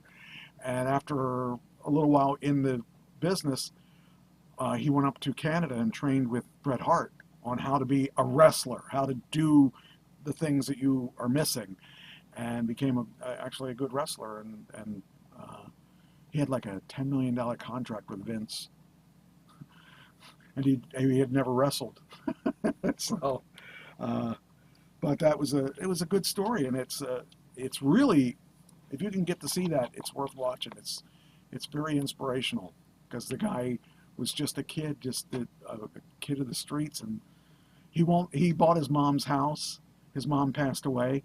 He still owns his mom's house. It's falling apart, but he doesn't want to fix it up because that would mean tearing it down and doing all kinds of work to it. And he's got a big fence around the house, and he owns the house, but he just won't do anything with it because he doesn't want to destroy his mom's memories, and it talks about when he was, like, Vince wanted him to be a bad guy, and he wouldn't be a bad guy because he was always wanting to be a good guy. And so he was working out, and then Vince sent him out for the last match of the night, at one card, and he goes out to the ring, and they didn't send another guy out. And he didn't understand why. So he asked for a microphone, and the microphone didn't work. And it's like, what's going on? He's getting mad because, he's out in the ring and nobody's coming out to fight him, and he didn't, didn't understand it. So he got mad, and he was getting angry and throwing things and stuff. And he came back through the curtain, and Vince said, "That's the guy I want. I want that angry man, the guy that is a bad guy." And then he understood why he did that. From then on, he was a bad guy. From that point, he became a bad guy. He became a good guy again. But that was kind of interesting that, I never heard that story until I watched that documentary. And it was interesting. But there's another show on there that I like to watch. It's called Lost Treasures or something like that, where they go out and try to find different things of the wrestlers that, because the guys, when they make so much money, they don't keep track of the stuff, and they end up giving the stuff away, like trunks and stuff away, or they end up selling them to somebody that sells them to the end users and stuff, and so like the guys don't know where their trunks and stuff are, and they're trying to build up a museum, so they're looking for different things. So like they went on the hunt for was it Triple H? I think it was Triple H's stuff. No, it wasn't. It was The Rock. They were looking for The Rock's trunks. And they found the guy that had the exact trunks they wanted. They wanted a pair of trunks that were in a match with Triple H at this one specific thing. They found it, and they found the guy that has them. He goes, "Wow, that's awesome that you have this. I mean, what would you sell it to me?" And the guy goes, "I don't know." And they offered him like $5,000. He said, "No, I got more than that into it." Then they offered him $10,000. That guy goes, "I got more than that into it." For trunks, a pair of trunks. The guy has more than $10,000 into it. He goes, "What would be really cool is if we could get the trunks that were with him and The Rock at the Triple H had when he took on The Rock at this one match." And the guy goes, "Over here." He had them. And he goes, "Oh my gosh." He goes, "Would you sell that one?" He goes, "No, I don't want to sell any of it." And they were offering him all kinds of money. He goes, "Triple H is my favorite wrestler ever." He goes, "I'll tell you what." He goes, "Here they are." He goes, "All right, how much you want for them?" He goes, "I'm doing this for Triple H. I'm just going to give them to you." I'm like, what? No, I wouldn't do that. You got money into them, $10,000, more than $10,000 just for The Rock? And sometimes they lend them for a tour, lend them the trunks and stuff. It's crazy. I always thought it would be cool to collect things, but now they're spending that kind of money for this stuff. That's insane. All right. The Rock and Roll Hall of Famer Duke Fakir was the last member of the Four Tops, has just died at 88. Just died at 88. Yep. Wow. I just got that today, so I didn't obviously do an RIP for him. In this history today, Ulysses S. Grant died in 1885. 43 people were killed and over 1,000 injured in a Detroit riot in 1967. British actor Daniel Radcliffe, was he in Harry Potter? I think he was in Harry Potter. He was born in 1989. Hale-Bopp comet is discovered, 1995. Amy Winehouse dies in 2011. Sally Ride, the first American woman in space, dies in 2012. Now, we were talking about, NBA for a second there. I don't know if you know this or not, but you will now. There's going to be a different way of watching it.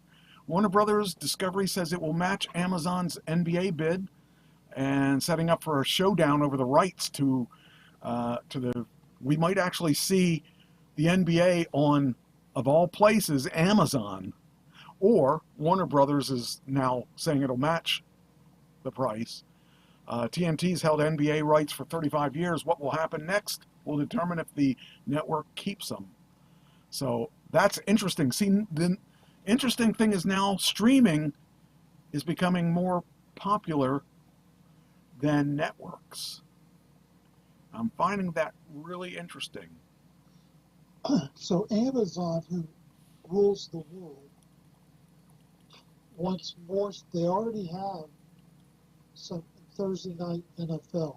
And they're having, as of 2025, the WWE's Monday Night Raw. Oh, is it switching there? Ah, I didn't know that. They're going to move. They're going to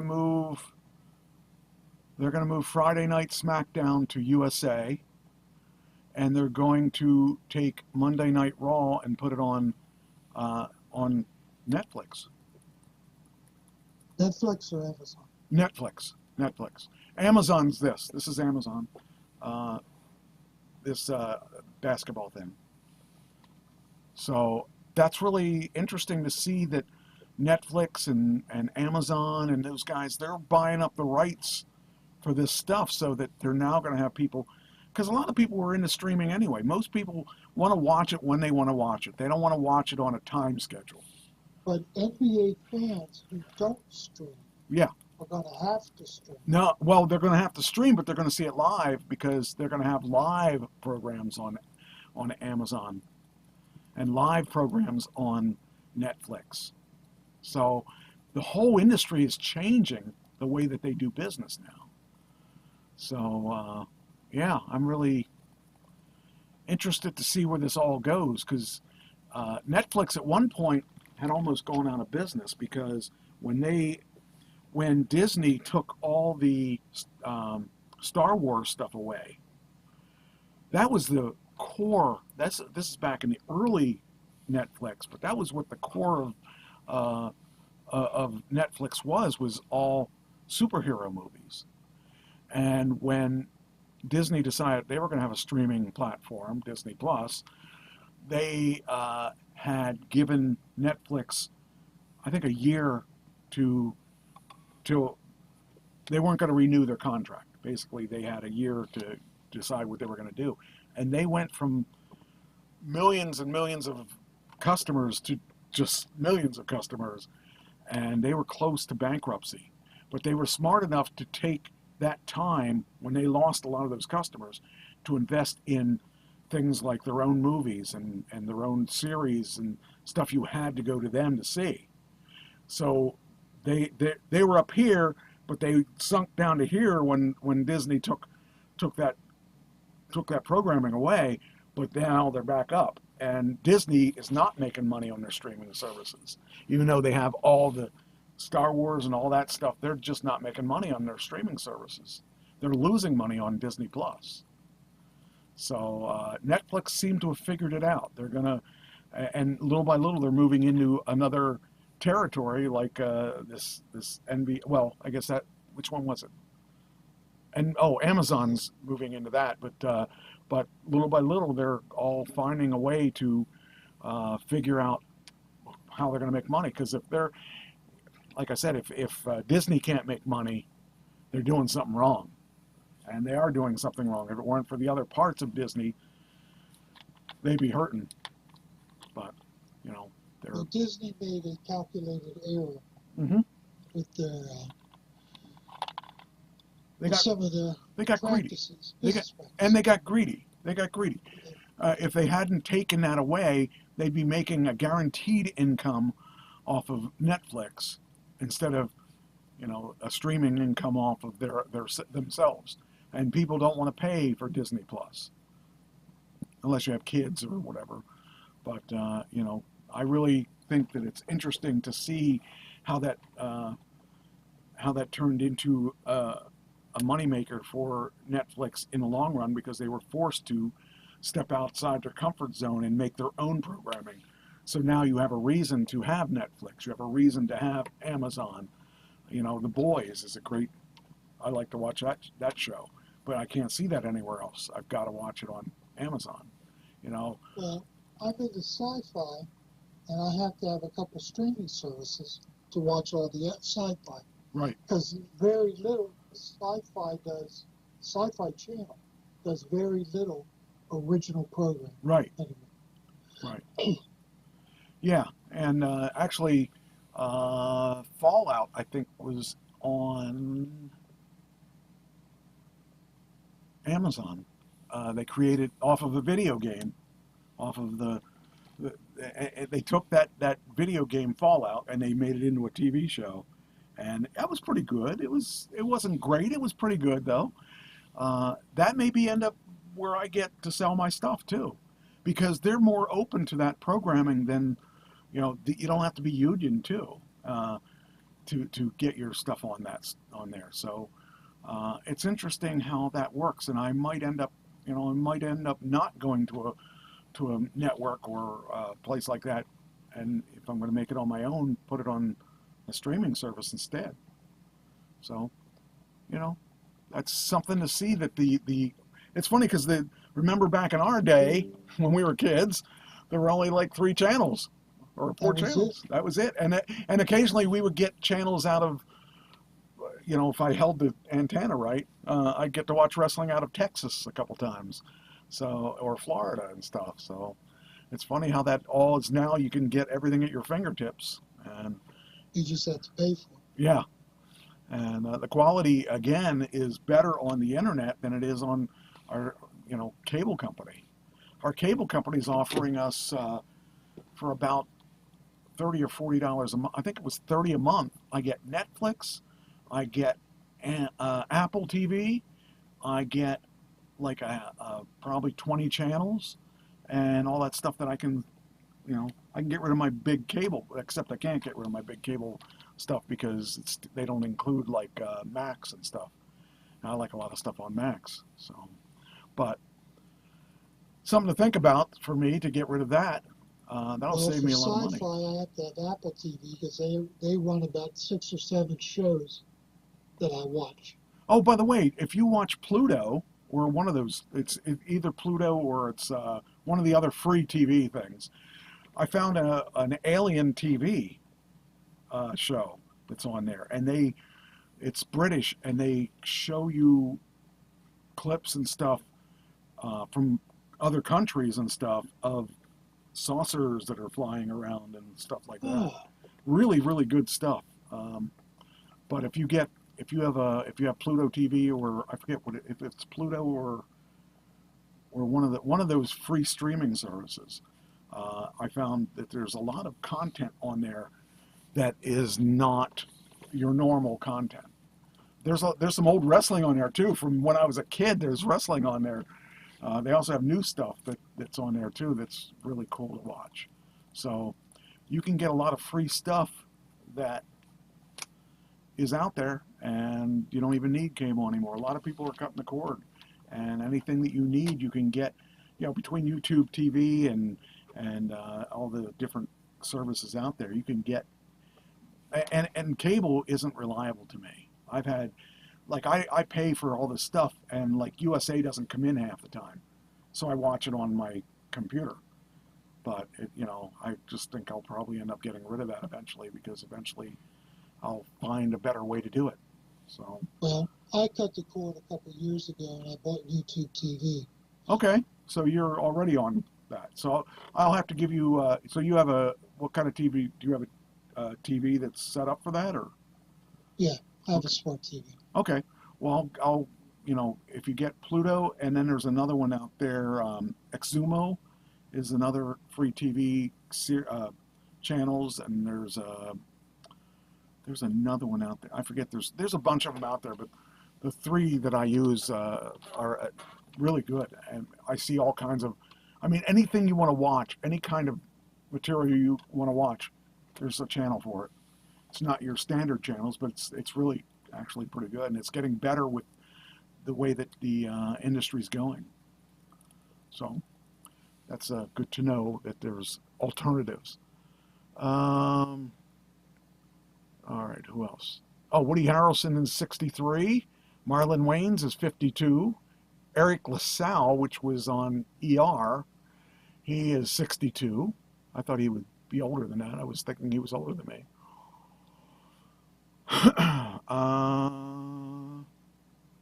There's a bunch of people. I don't even know who they are, so I'm not really talking about them. All right, that's the end of the entertainment. Now I go, oh, no, it's not.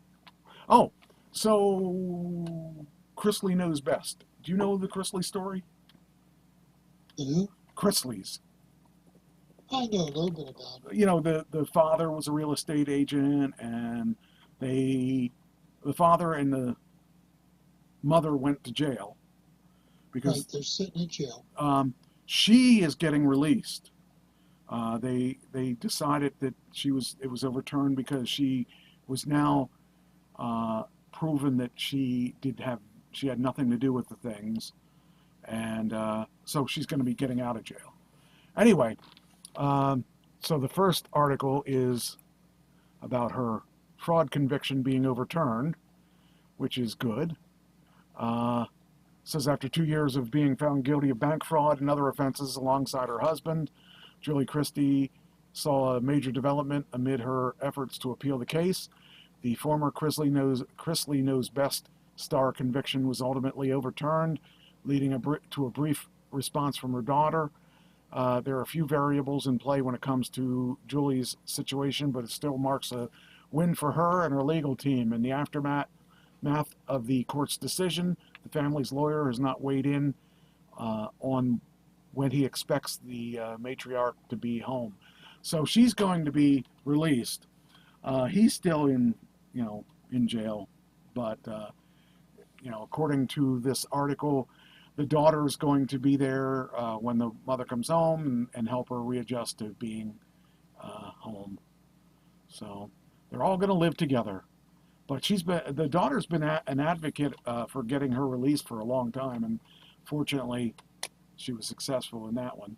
I don't know if he's going to get out anytime soon, but they were really harsh on those two. And it's funny because when that show came out, I watched it once or twice. And I said, "Who are they kidding? This is not a real family. This guy couldn't even possibly be even straight."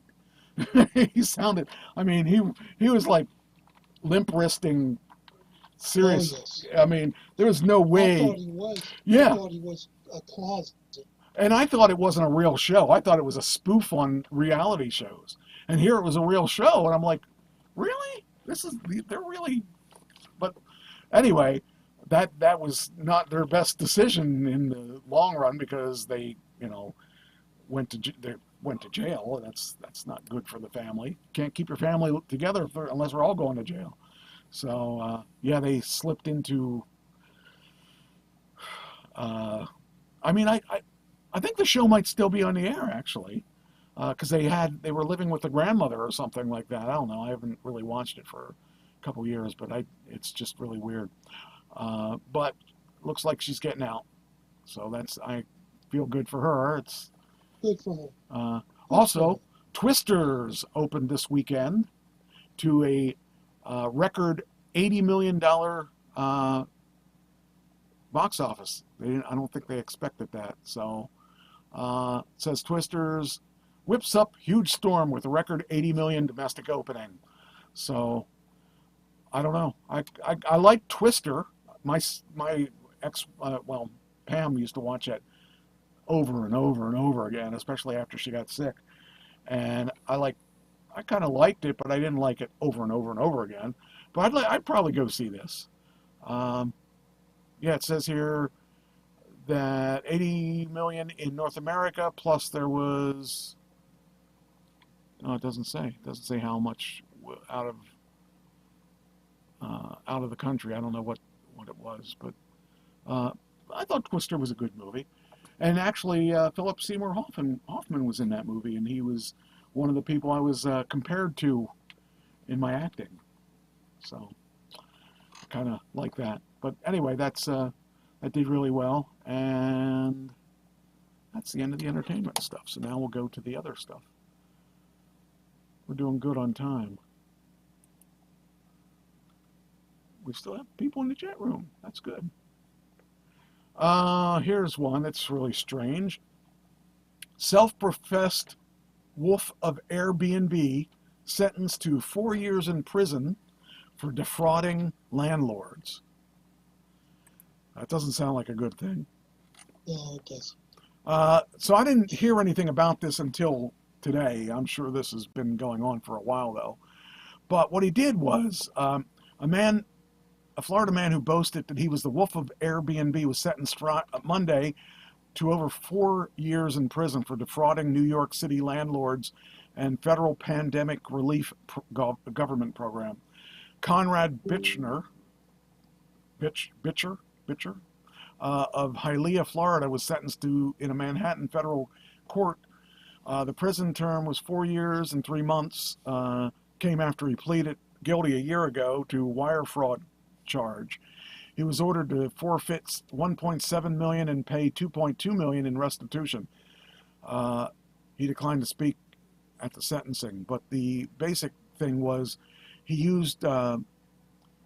He had these mini apartments in a hotel, and I actually stayed in one of those when I was up there. I don't know if it was if it was his or not, but it was really a weird place. It was like this place.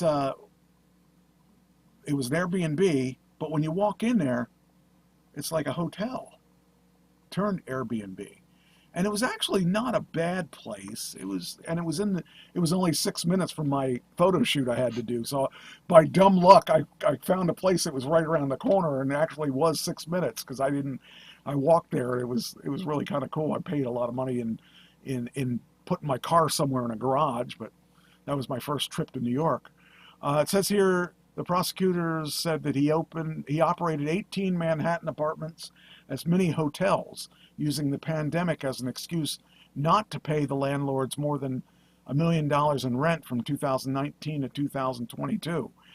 They also got government guaranteed loans through a program meant to provide relief to small businesses.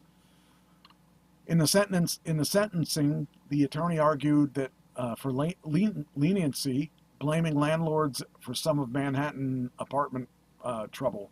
In a submission for prosecutors, the government said that he fought lawsuits from landlords by falsely claiming he was suffering from coronavirus-related hardships and by lying about his residency and use of the units to benefit the refugee of tenant protections offered in New York City. Prosecutors said he was living in Florida during the fraud and traveling for leisure.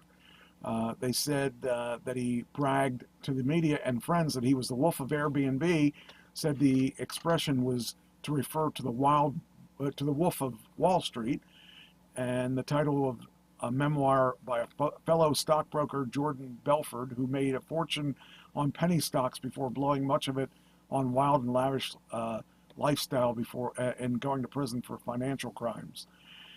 In the release, Attorney General Damian Priest is the guy I was thinking of that went to this school. Okay. Anyway, U.S. Attorney Damian Williams noted that he enjoyed referring to himself as the wolf of Airbnb, but as today's sentence underscores, those who partake in callous and fraudulent conduct will answer for their crimes. So he's going to jail because he refused to pay anybody. He took the loans and ran away with them, but he's only getting 4 years for that, which, that sounds but like he has to pay back $2.2 million, which I bet he doesn't have. Yeah, 2.2 in restitution and 1.7. Yeah, he probably doesn't, or he probably has hid all of it. So I would imagine he does, though. But the people that ended up getting burned are the people that, the landlords that Right. that ends up really sucking because they're the people that actually got hurt and aren't going to get it back. Maybe the restitution if he pays it. So I don't know. But there were a lot of people that got screwed that way. This, by the way, do you have any others that you want to do? No. Okay. I figured we had enough with Biden. And Yeah, Harris that covered a lot of territory. and Trump. This one is kind of weird. A toddler died of fentanyl overdose. DCFS trusted his mom's friend to keep him safe. So this is, I can't imagine how this happened, but says Secret Daniel was supposed to keep his bubbly toddler safe. As a monitor approved by the LA County Department of Children and Family Services, she was responsible for supervising the February 18th visit between Justin Bully, who was starting to talk at 17 months, and his mother, who had struggled with substance abuse throughout his short life. DCFS had placed Justin and his 2 older siblings with a foster mother the previous year, after his mother's boyfriend fatally overdosed on fentanyl with kids at home. Around 6:15, Justin's mother called 911. The toddler stopped breathing. It was fentanyl, Justin's grandfather told paramedics when they arrived at his Lancaster home. By that point, Daniel had left the home. Daniel was not a social worker, but a friend of Justin's mother, Jessica Darthard. DCSF had approved her as a mentor, unaware that she was living in the Lancaster home with Justin's grandfather, Jesse, who had a long history of heavy drug use, according to the county source familiar with Justin's child welfare case, who was not authorized to speak publicly. Jesse Darthard, the grandfather, told sheriff deputies that he had fallen asleep on the couch while smoking fentanyl and awoke to Justin lying next to him, unresponsive. The mother appeared inebriated with slurred speech, bloodshot eyes. Such a bad situation. I mean, these people that have kids, I mean, if you want to screw yourself up, that's one thing. But you shouldn't. You should have some kind of responsibility if you have kids. An autopsy would confirm that Justin died from exposure to fentanyl, a highly potent opioid that can be deadly to kids in the tiniest amounts. Justin's death highlights shortcomings of how DCFS decides who should watch a child spending time with a troubled parent and where visits should take place. So, I don't know. It seems sad that would even happen. You know, like when I did drugs, they weren't laced with anything. Right. Well, maybe they were laced with LSD, but they weren't laced with anything deadly. Today, these guys I work with, they could walk out of the center, buy a bag of pot, and it's laced with fentanyl, and die smoking marijuana. That just amazes me. And what's the point of putting fentanyl in it? Addiction. It's okay. Addictive. Because pot's not addictive, but fentanyl is. Okay, that makes sense. You see, I never understood why they would do that. Now it makes sense. I didn't realize that. The withdrawals are so bad from fentanyl that you got to get more fentanyl.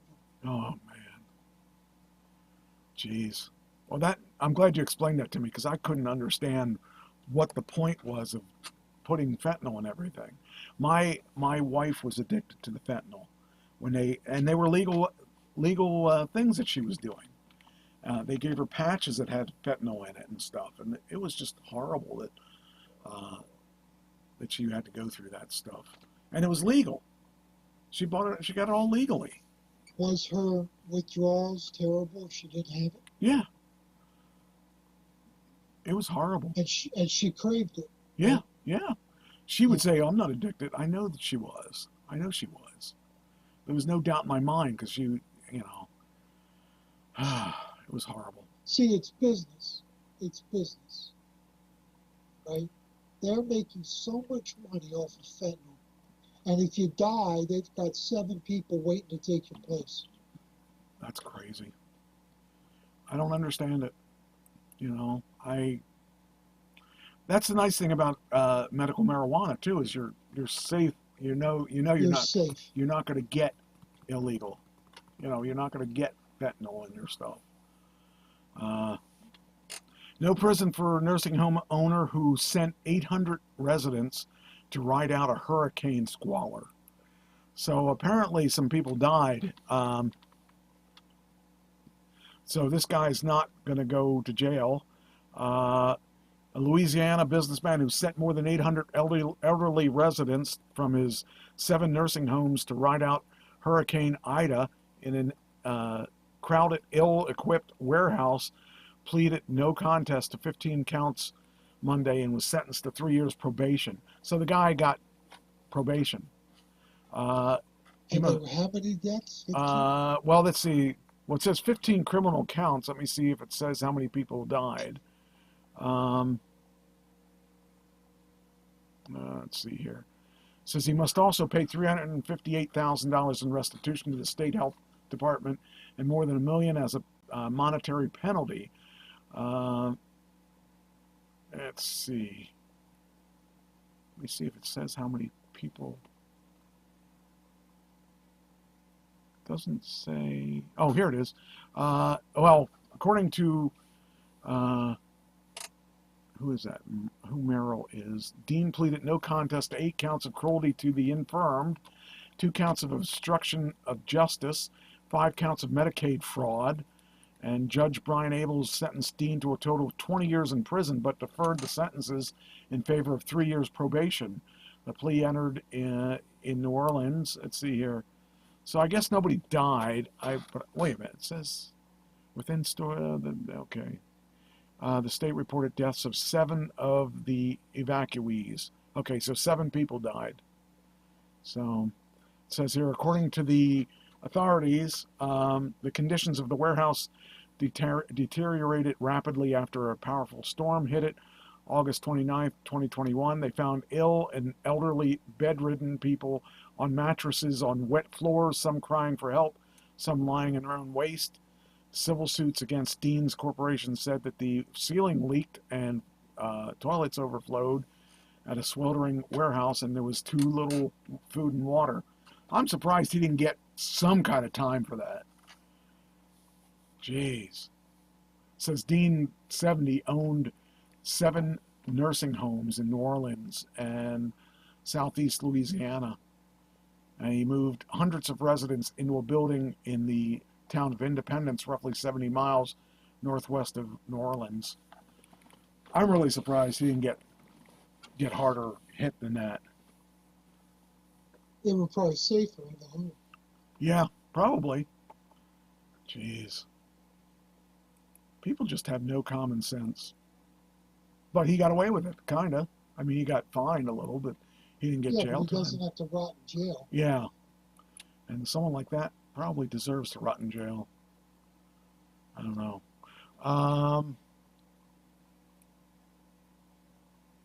Okay. We talked about the Secret Service director. Let's see. Waffle House. Oh, here's maybe a good one, a funny one. Waffle House worker joins a little girl for a Let It Go duet. All this heavy stuff. Let's lighten it up a little bit. So, I guess this is the girl singing.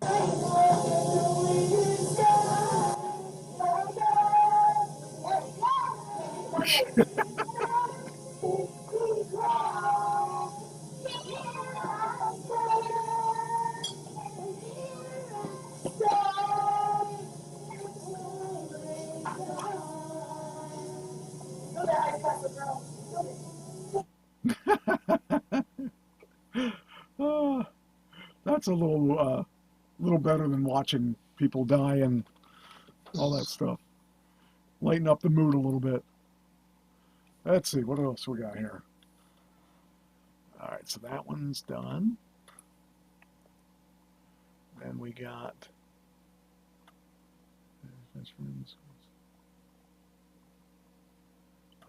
Staten Island Deli. Wait a minute, let's go up here. This is interesting. So, you know, sometimes we complain about the police don't do enough or the police did it wrong and all that stuff. Here's a police officer that deserves a big thumbs up. Body cam footage, oh, hold on, shows an extraordinary way one officer helped a desperate new mom. She said her baby had been screaming for a couple hours, and I'm a dad. I know how hard that can be. So he ended up buying her formula and stuff. Um, and that's in actually in Ohio. Willoughby, isn't that Ohio? Oh no. I think it is. I think it's in northern Ohio because that was where one of my customers used to live. Anyway, dispatcher in Ohio. Oh, there it is. Dispatcher in Ohio. Alerted police officer Hunter Willoughby. Oh, that's his name. Okay, to an unusual situation at 2 a.m. A new mom was on the line. She was frantic. She said her breast milk had dried up and she needed formula for her 1-week-old baby. Willoughby, 32, a corporal in the Miami Township Police, noted that the woman had been driving around for hours in search of a store that was open. Willoughby, a father of 2 young daughters, jumped into action. My heart went out for her. She said her baby had been screaming for a couple hours, and I'm a dad. I know how hard that can be. For the first few months are a whirlwind of emotions. The body cam footage of what happened next is going viral on Facebook. It was shared by the chief of police, Mike Mills. You don't often hear about everything a police officer does in the course of their shift, but I do. This is an example of the Miami Township way. In the video, Willoughby arrives at the Meijer supermarket that is closed, that has been closed for several hours. Using a flashlight, he begins pounding on the glass door. I just had a feeling someone would be there. His instincts were right, and as he explains the situation, an employee allows Willoughby into the store. Willoughby beelines to the formula aisle and studies the options before making a selection, then grabs 2 infant baby bottles for good measure. I called the mom and told her I'd see her in a couple minutes. And that's when Willoughby stepped out of the police cruiser holding a grocery bag. He looked. He says a look of relief washed over the exhausted mom, who was holding the tiny little baby. She was so appreciative. She tried to pay me, but I refused. He says it wasn't a long conversation, as the woman had a hungry baby to feed. But just kind of, you don't hear the good things. It just is really.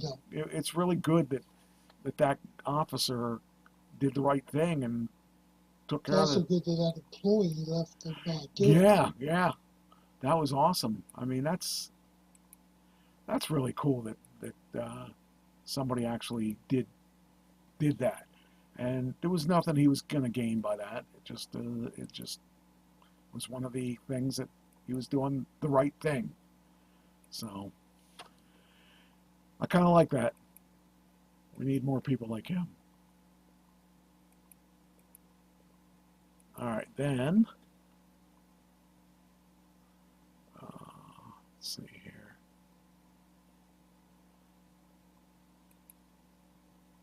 Nope, what did I do? Oh, I can close that now. All right, then we got. Oh, this is kind of cool. Sometimes you think, man, it can't get any worse. This woman went.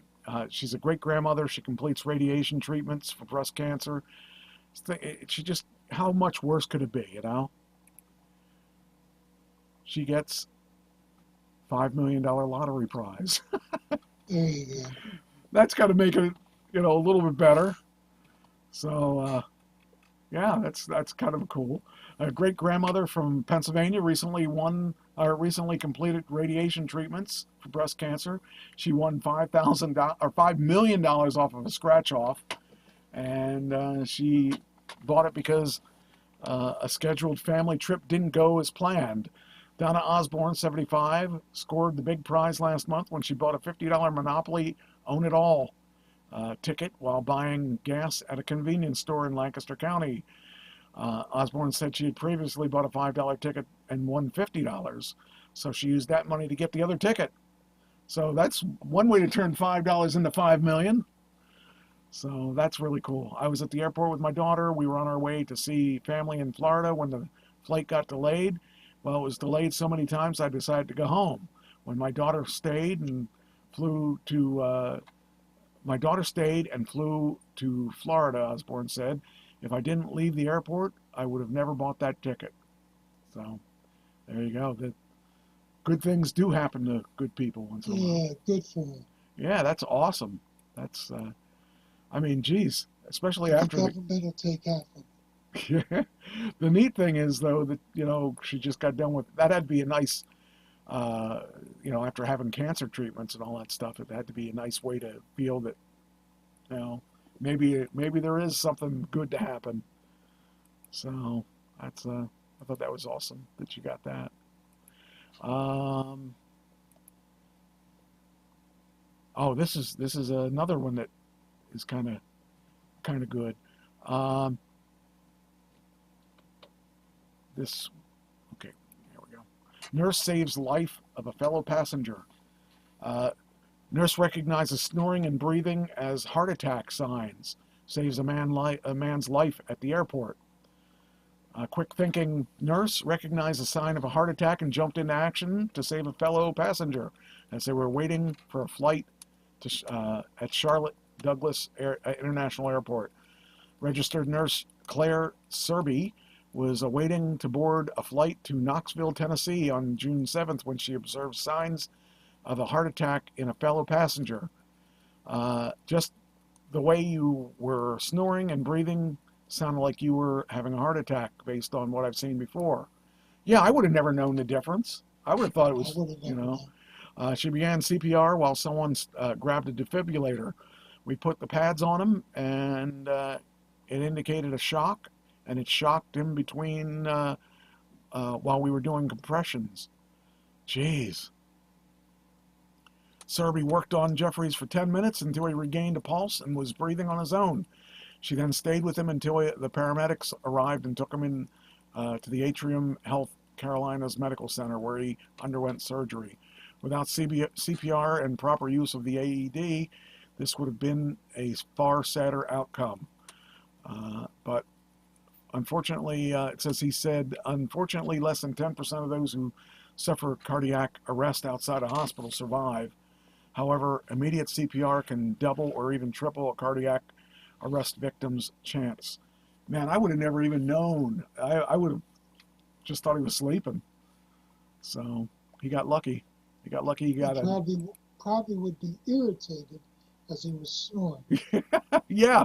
It's like, hey, can you keep it down? That guy got lucky that he had a nurse there. That's crazy. It wasn't his time to die. Nope. It's okay. What else we got here? This one's good. Singapore approves 16 insects for human consumption. Yeah, well, no thank you. I couldn't read special. Oh, no. From locusts to superworms to honeybees, Singapore approves 16 species of insects for human consumption. With the immediate effect, SFA will allow the import of insects and insect products belonging to species that have been assessed to be low regulatory concern. Okay, here they are. Western honeybee or European honeybee. They're approved. Silkworm or silk moth. Approved. Lesser wax moth. Approved.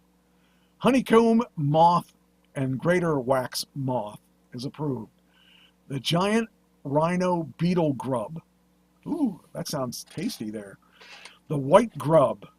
The mealworm.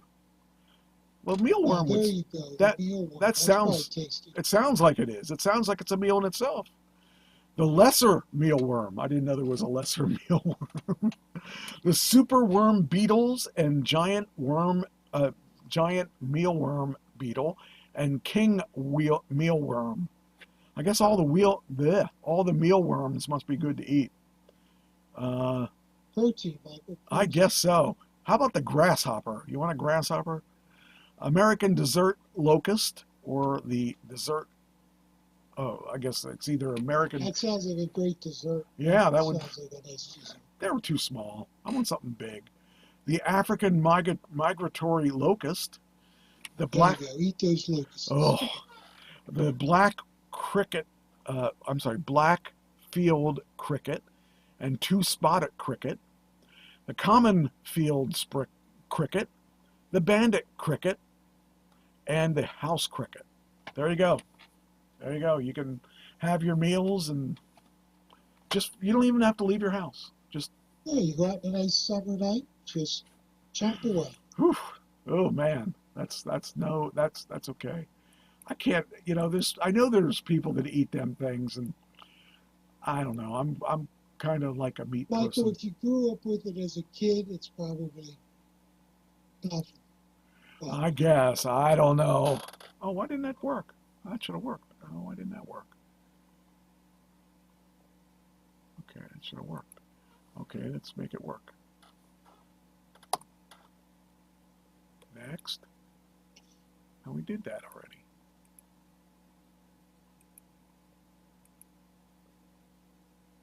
Come on, you can do it. Okay, now put this one in. I'm sure everybody out there wants to eat some of these worms and stuff. Got to give them that opportunity. We're the show that gives back. Get your mealworms here.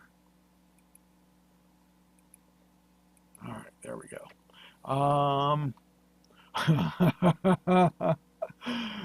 Oh boy, some of these articles just are amazing. Okay. Man caught smuggling. What do you think he's smuggling? I have no idea. I'm sure you'd be a big fan of this. Smuggling snakes in his trousers. Ugh. Oh man. There's some sick people. Man tried to smuggle more than 100 live snakes in the mainland China by stuffing them in his pants. The unnamed traveler was stopped after passing through the Nothing to Declare gate and crossing between semi-autonomous Hong Kong and the city of Shenzhen. Upon inspection, he had 104 snakes in 6 canvas drawstring bags inside his trousers. Wouldn't you see that in the X-ray, or would you? I guess not. Yeah. You would? Well, maybe not. I don't know. I mean, I guess you would see extra bones. They'd be saying, wow, this guy has a lot of appendages. Each bag contained living snakes in all kinds of shapes, sizes, and colors. The video released by Chinese Customs shows a pair of agents peering into transparent plastic bags filled with live red, pink, and white snakes. They are mostly small, but it is a large and squirmy haul of slithering reptiles for anyone to carry in their trousers. That's just, I don't know. They're live snakes. I can't even imagine. Man, if they were like, I don't know if any of them were poisonous or anything, but I don't think I want to be caught with snakes. I don't even want to be not caught with snakes. I don't want to have them. That's not for me. That's really sick. That's just unbelievable. Up in the woods where you live, do you get snakes? Yes, actually here, well, when I grew up, there were snakes where my brother used to catch snakes. And I remember being in 3rd grade that we had show and tell. I had my brother bring a snake, and we're walking around with this snake, and the snake bit into me. And I'm like, I had this snake. I was like freaking out because the snake bit into me. But anyway, we had snakes there, but we also had, I want to say around 2010, snake. It was after Pam was sick. I was at Walmart, and she got a hold of me and said, there's a snake in our sunroom. I said, all right, just leave it there. I'll get it when I get back. She goes, you don't understand. It's a big snake. And I got pictures of this snake. I never saw the snake. I got home and there was no snake. And I said, where's the snake? She goes, oh, I got rid of it. I said, you got rid of the snake. How'd you get rid of the snake? She goes, the same way that you got rid of the possum. We had a possum in our house. And I learned this from my dad, how to get rid of a possum. You get a garbage can, you back it into a corner, and you kind of slide the garbage can over. And we had to get rid of a possum in our house. I showed her how I did it. She did that with the snake, and I can't imagine how she did it, because I got a picture of the snake. This snake was like 10 or 12 feet long. And I can't imagine that snake living in this area, but he was in my sunroom. So, and she was on blood thinners. So I said, "Do you realize that snake could have killed you? Because, one bite, you're toast." Was it poisonous? No, I think it was a black snake, but it was a long black snake. I've never seen one that big. So I still haven't seen one that big because she got rid of it before I got home, which I was not happy about because I did not want to see her get bit by a snake and come home and see her dead on the floor. So, okay, so that's rid of the snakes, and let's see, what time is it? Okay, we still got time. Oh, we got time. We actually got time.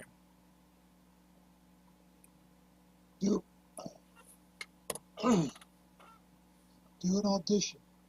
All right, we could do that. I got a lot of them.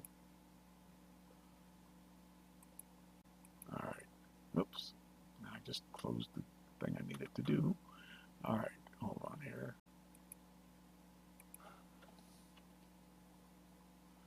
All right, now we'll get this in here.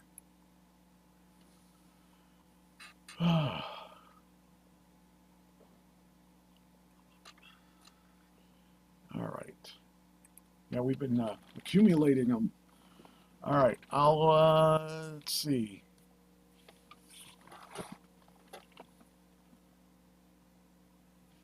All right, let's see here. We'll do. This is one that I'm actually hoping I get. This is a one for a doctor's office where I'm playing a patient.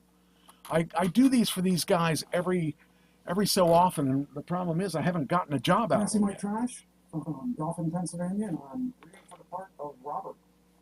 Hey, Robert, it's nice to meet you. How are you doing today? Hi, it's nice to meet you too. I'm doing all right. I'm a little nervous. My doctor wanted me to come to check. Hope everything's okay. I can understand how you feel nervous. Let's start by reviewing a few things, and then we can go from there. Is that okay? Sure. Are you experiencing any symptoms? Well, I did mention to my doctor that I have felt more tired lately, and I've had some trouble sleeping. I haven't noticed any other changes outside of that, though. Do you drink alcohol? If so, how much? Yeah, I'd say once or twice a week I go out with some friends from work, and I usually have 2 or 3 drinks when we get together. How's your diet? Oh, it could be better. I know I'm not eating as well as I should be. It's just hard with how busy work has been. I don't feel I have time for anything other than a quick stop at a drive-thru. Yeah, that's me. I hang out with a lot of friends, and that was not me. That's acting. Okay, then we got this one is another one I hope I get because I kind of like the. This is a short one, I think. This is Antonio. He's I forget what he was. Delivery experience? Oh yeah, that's where he's interviewing another In a guy. truck? No, but I know how to drive. I hope. CDL? Commercial driving? Oh, yeah, no, I don't have that, but I have a forklift certification and my AD. AD? What's an AD? So you know your way around the warehouse? I am a warehouse kind of guy. It's a warehouse kind of guy, My wife's ID recommends. All right, with the acronyms. I'm going to BMFBO. You don't get nothing until you do 90 days straight. No exceptions. And you don't get to 90 days to actually get the job. You know how to drive stick, right? You get this kind of feeling this guy doesn't have many qualifications for anything. So that turned out to be a kind of a blow. And all those acronyms were funny too. Uh,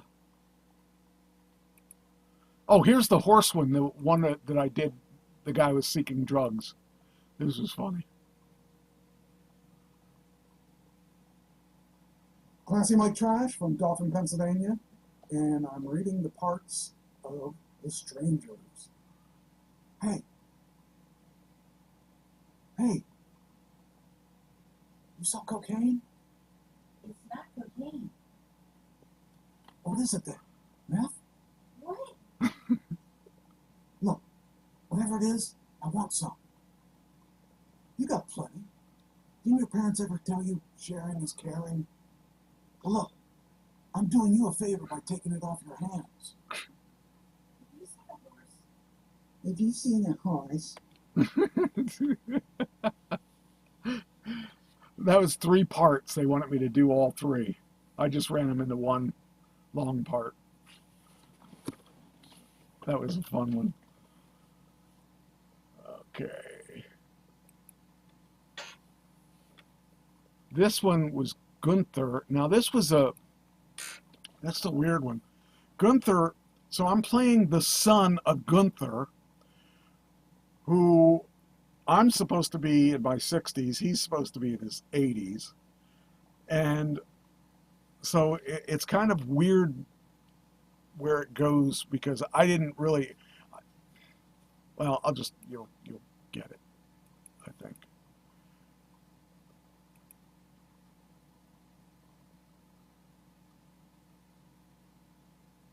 Classy Mike Trash from Dauphin, Pennsylvania, and I'm reading for the part of Eric.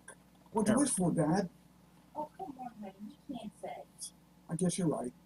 I prayed, actually, Yeah? For what? that I didn't get a heart attack with eating Marcy's cake here. Oh, you're terrible. Just sugar. No, I can't. Looks great. Thank you. Love you, Pop.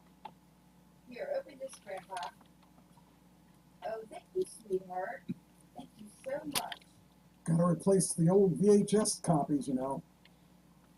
Of course. Well, let's dig in here. Why don't... This is why Mother left you, John?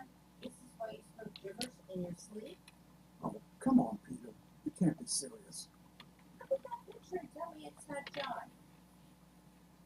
I mean, yeah, I can see the resemblance, but... Dad? So he was a Nazi. Really you? Now, you know why we never want to okay. raise that Pop or handle this because there ain't no such thing. It's all made up. This is Dr. William, the elite sniper fighter for Hitler's Third Reich. Killed over 100 GIs single-handedly. I'm just curious, Gunther. Did my mother know this the whole time, or did you just lie to her too? It's enough, Peter. Look at the picture, Marcy. For Christ's sake, tell me who that is. Now, I was skeptical too. I did the ancestry search. No John Ambrose in Bloomsburg after the war. Just a Gunther Wilhelm until he had his name legally changed in 1954, the year he met our mother. Peter, knock it off. Dad? So that's going to be an interesting one if I get that, because that one looks like it's got some controversy in it. We got, this one's called Change the World.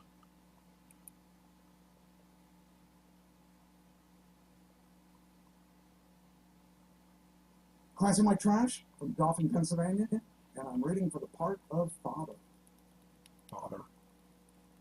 I got to do a couple The father mess ones. Biden has created with his lax border policies and economic blunders.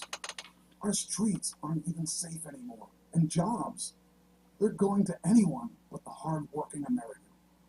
And you think Trump is the answer? His presidency was marked by chaos and division. Pushing extreme policies just hurt the common people. Look how he handled the pandemic. It was a disaster. That is crazy, even to say. Besides, you must agree that Trump was exceptional in foreign policy. Not like Biden, who seems to bend with every breeze of international pressure. Strong. He alienated our allies. Suppose he dictated. That's not strength, that's recklessness. And now we're more isolated than ever. Had to do a political one. You Trumpite, you. Yeah, that's true. Hard to believe I said that. I try to stay away from the politics ones. Oh, you know, one thing I didn't do that I did want to do. Oh, I got to talk about. I definitely need to talk about. Let me finish this here. What time we got here? Okay. There's a scam out there, and the other day I got a notification, a text notification, and I thought, oh, that's weird. And one of my cards recently, one of my credit cards expired, and I let it expire because I didn't know what was being charged to that card. And so I thought, okay, this is one way I'll figure out what got expired or what is being charged to my card that I don't know is on that card. Because if you don't read that on your statement every month, things get charged that you think you already, think that you aren't getting charged for. So what happened was this came up on my screen. This came up on my screen. This still came up on my screen. There we go. So I got this message. It said, Pennsylvania Turnpike Toll Services. Our records indicate that your vehicle has unpaid toll invoice.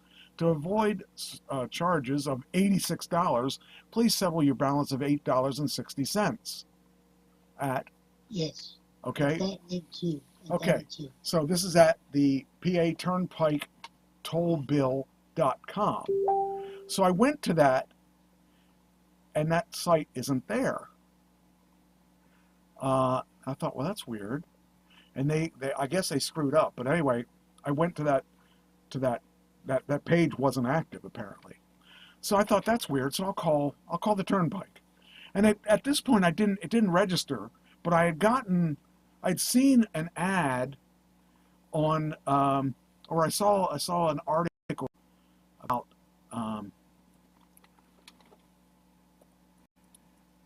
Turnpike scam.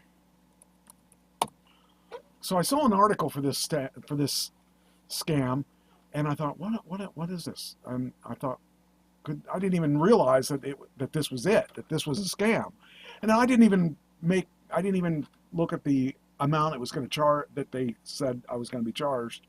But I thought, oh, maybe I do have $8.60 because I do hit the Turnpike every once in a while, and if my Easy Pass expired, you would get notice that it expired, but I never really saw one come through on a text. But I thought, okay, well maybe they're upgrading, they're trying to be current.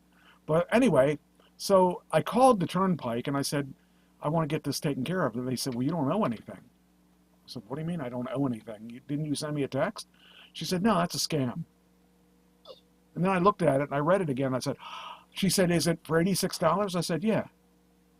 Then it dawned on me, $86 and $8.60 was my charge, quote unquote, and they wouldn't charge me 10 times that for not paying my $8.60.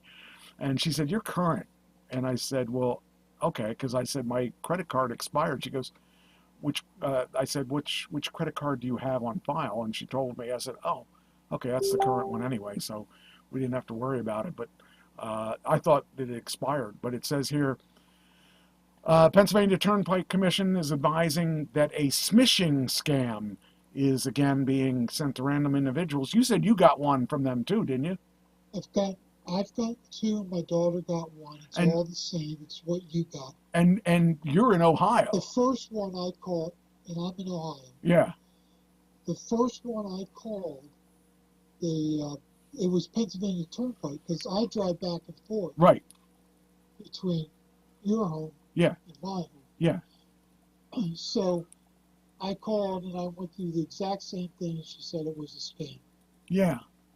So it says here, the smishing scam, they call it smishing, scam is being sent to random individuals to deceive them, to share their personal financial information to settle outstanding toll amounts.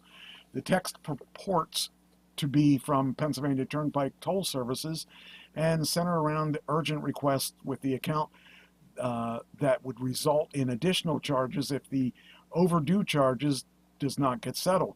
Similar scams have been reported by toll agencies across the country over the past several days. People who receive the unsolicited text, email, or similar messages suggest it is from the PA Turnpike or another toll agency should not click the link. E-ZPass account holders and toll by plate customers can use approved safe methods to check their accounts, such as the official PA Turnpike E-ZPass website or the PA Toll Pay app available from the Apple Store or Google Play. Those who receive the fraudulent text can file a complaint with the FBI's Internet Crime Complaint Center, www.ic3.gov. That is a site dedicated to sharing information on internet crimes across that come across law enforcement as law enforcement agencies. And to learn more about ways to stay safe from scams, visit Security and Fraud PA Turnpike. So just for your information, if you get this, do not contact them. Contact the actual PA Turnpike, or or just tell them to drop dead, because the PA Turnpike would not send you a text. They never send text messages. They send letters. Yes, they're using old school letters. But Yes. it was interesting because I hadn't even thought of it. I was just in my own world. I thought, oh, okay, well, I'll get a hold of them and I'll pay it today. And then, like I said, that website didn't come up when I tried to come up, and I thought, oh wow, that's weird. It doesn't work. So then I looked up PA Turnpike.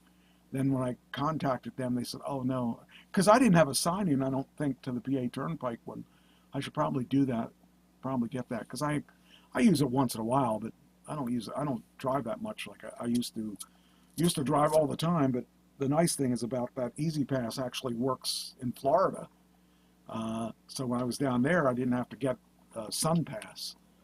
Works in it works in Illinois and Wisconsin too. Yeah, and that's the awesome thing, that you don't have to have a ton of different transponders and all that. So that's one thing that people should be aware of, though. Don't believe that that's that it, just because you got a text, it makes it real. So definitely got to watch for that stuff. That's because they will try to screw you any way they can. So if you definitely fall for that, there's no way to recover your money, I would imagine. So, all right, I guess we'll just do another couple of, let's see, so we do this. All right, this one is, okay, this one is kind of weird because it's SH star T head. Wonder what that means. And I didn't name it that. This is a father again. I get to be a father again, I think. There we go. Classy Mike Trash, Dauphin, Pennsylvania, and I'm reading the part of Father. Bob. How's your head? It's fine. Did you try Tylenol? Yeah, I tried multiple times. Have you tried ibuprofen? Yes, Have you turned off? yes. And why does everybody asking me that? Ah! Your mother hates commercials. Is she okay? Yeah, she's fine. Yeah, can I talk to you about something? Yeah, I need to talk to you about something also. Do you ever feel like, Your mother and I, we need you to move out. what? Yeah, we just need some space. Are you serious? Ah! Why don't you give her Netflix or some shit? Netflix? Or whatever. Are you nuts? Where are you going? Packing my stuff. What do you mean? You need money? No, I mean, yes, I do need money, but like, thank you. It was really a weird one with the woman crying, whatever, you know. But that was a fun one. And then, let's see here. This was another, what was this web ad? I did a web ad of some sort. I forget what it was, though. I don't remember what I was adding. Classy Mike Trash from Dauphin, Pennsylvania. I'm reading for the part of Baylor Business Builder. Oh, Baylor If Business. you're a new business owner, you need guidance. Baylor Business Builder will guide you through your business journey. LLC formation, licenses, bookkeeping, branding, any live consultation with an expert. Baylor takes care of everything so you can focus on doing what you love. Just go to their site, answer a few questions, and that's it. It takes longer to make an omelet. Set up, manage, and grow your business with Baylor Business Builder. Join countless of new business owners who've taken the first step, like Jennifer, or Ariana, or Tariel. It's the ultimate business builder for any business owner. So search for Baylor Business Builder and start your journey today. It's kind of like the Baylor business thing. That, I don't like to, I don't want to do those things, but those things actually pay very well. So I would do those things because they pay very well. But I'm not really interested in doing ads. But this was the last one I'll play. This one was called, what was that one about? This one's called Elms. I'm trying to think. I don't remember what that one was. Well, I have a bunch more, but this is the last one I'll do today. I can't remember what I'm it was. Classy Mike Trash from Dauphin, Pennsylvania, and I'm reading the part of E.J. Berwin. Oh, yeah. You know where I came from, and I'm never going back. This country made me, and now I return the favor. I've worked tirelessly to build this empire, to create opportunities for others just as I had. But now they question my methods, my intentions. They don't understand the sacrifices I've made, the risks I've taken. This is America, a land of opportunity, not handouts. I've earned every penny, every brick of this mansion, and I'll be damned if I let anyone take it away from me. But still,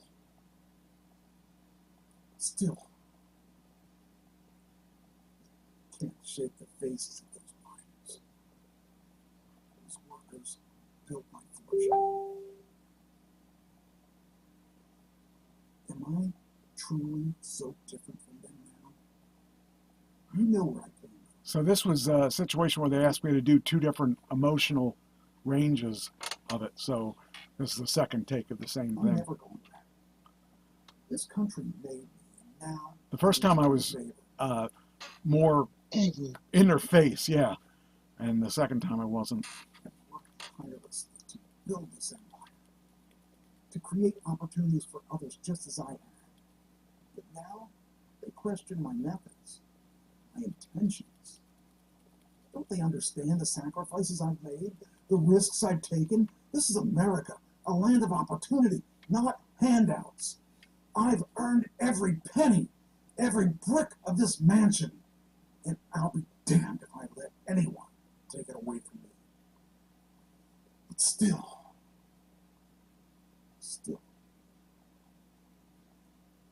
I can't shake the faces of those miners, those workers who built my fortune.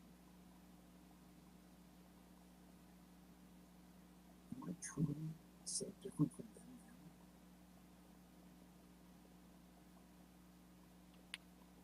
So that gave two different emotion ranges from them. Yeah, it was fun. But that was a busy weekend to get them all done, because we had getting near.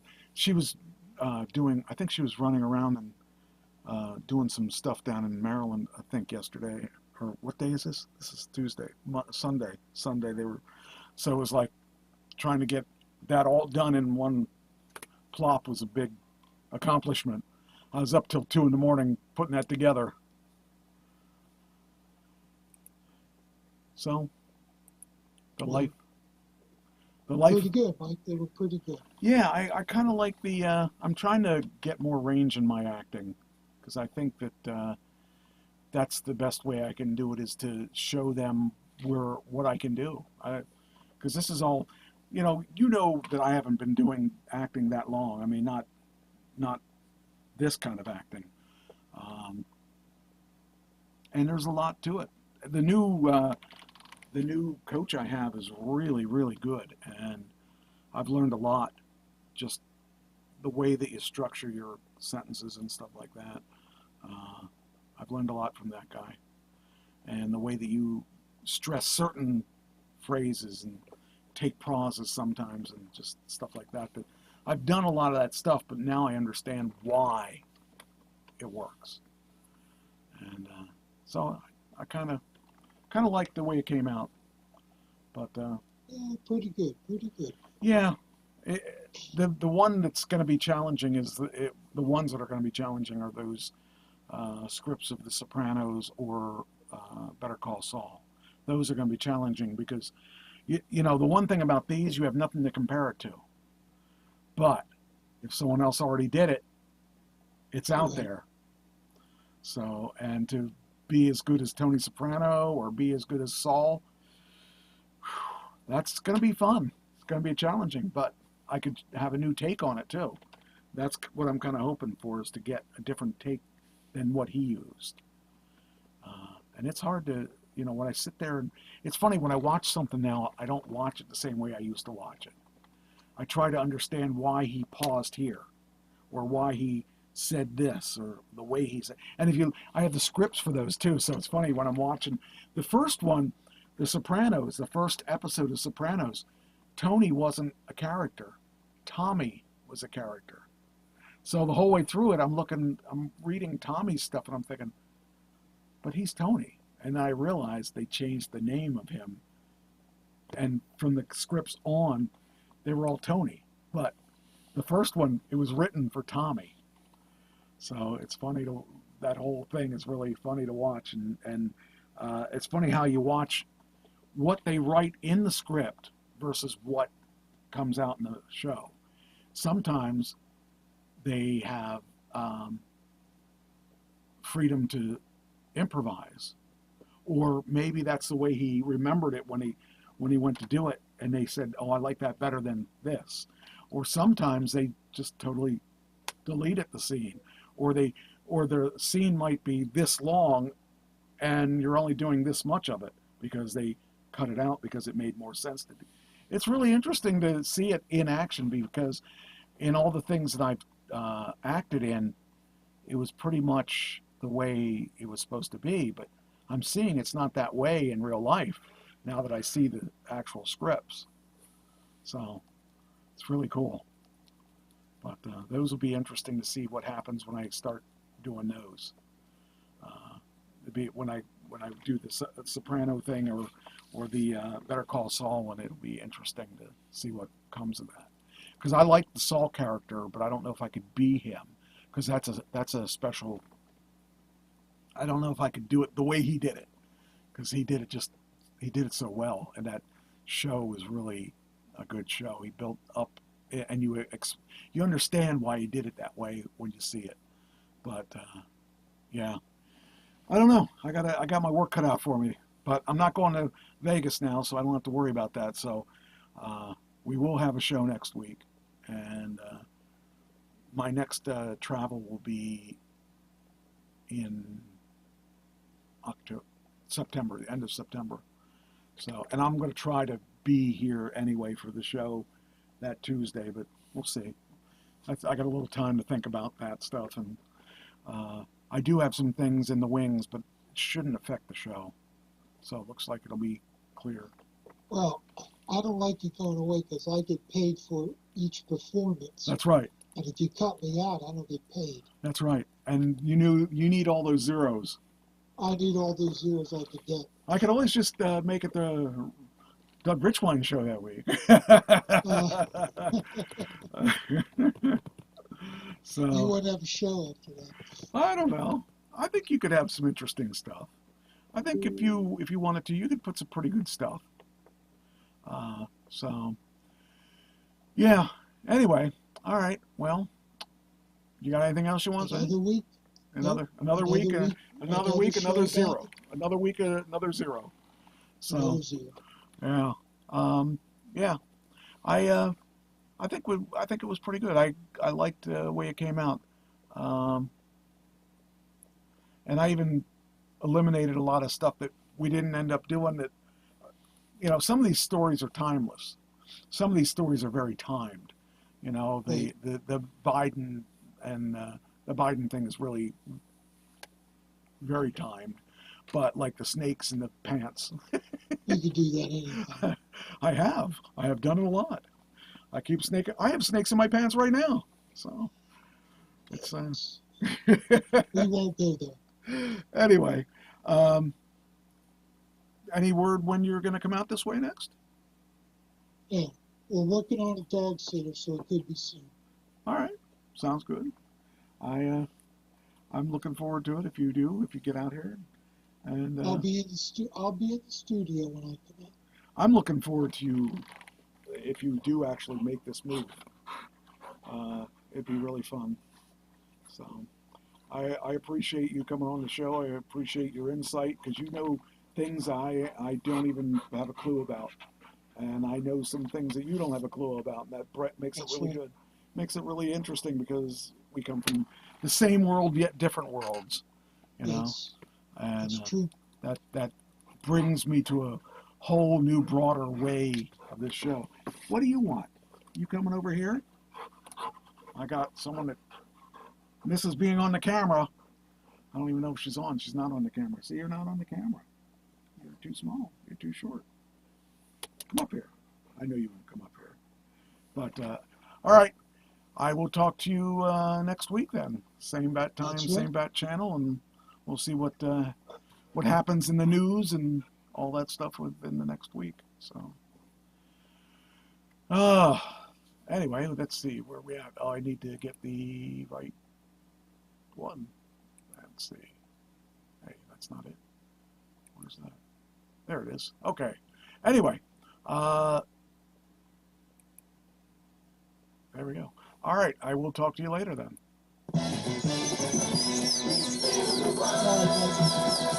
Good show.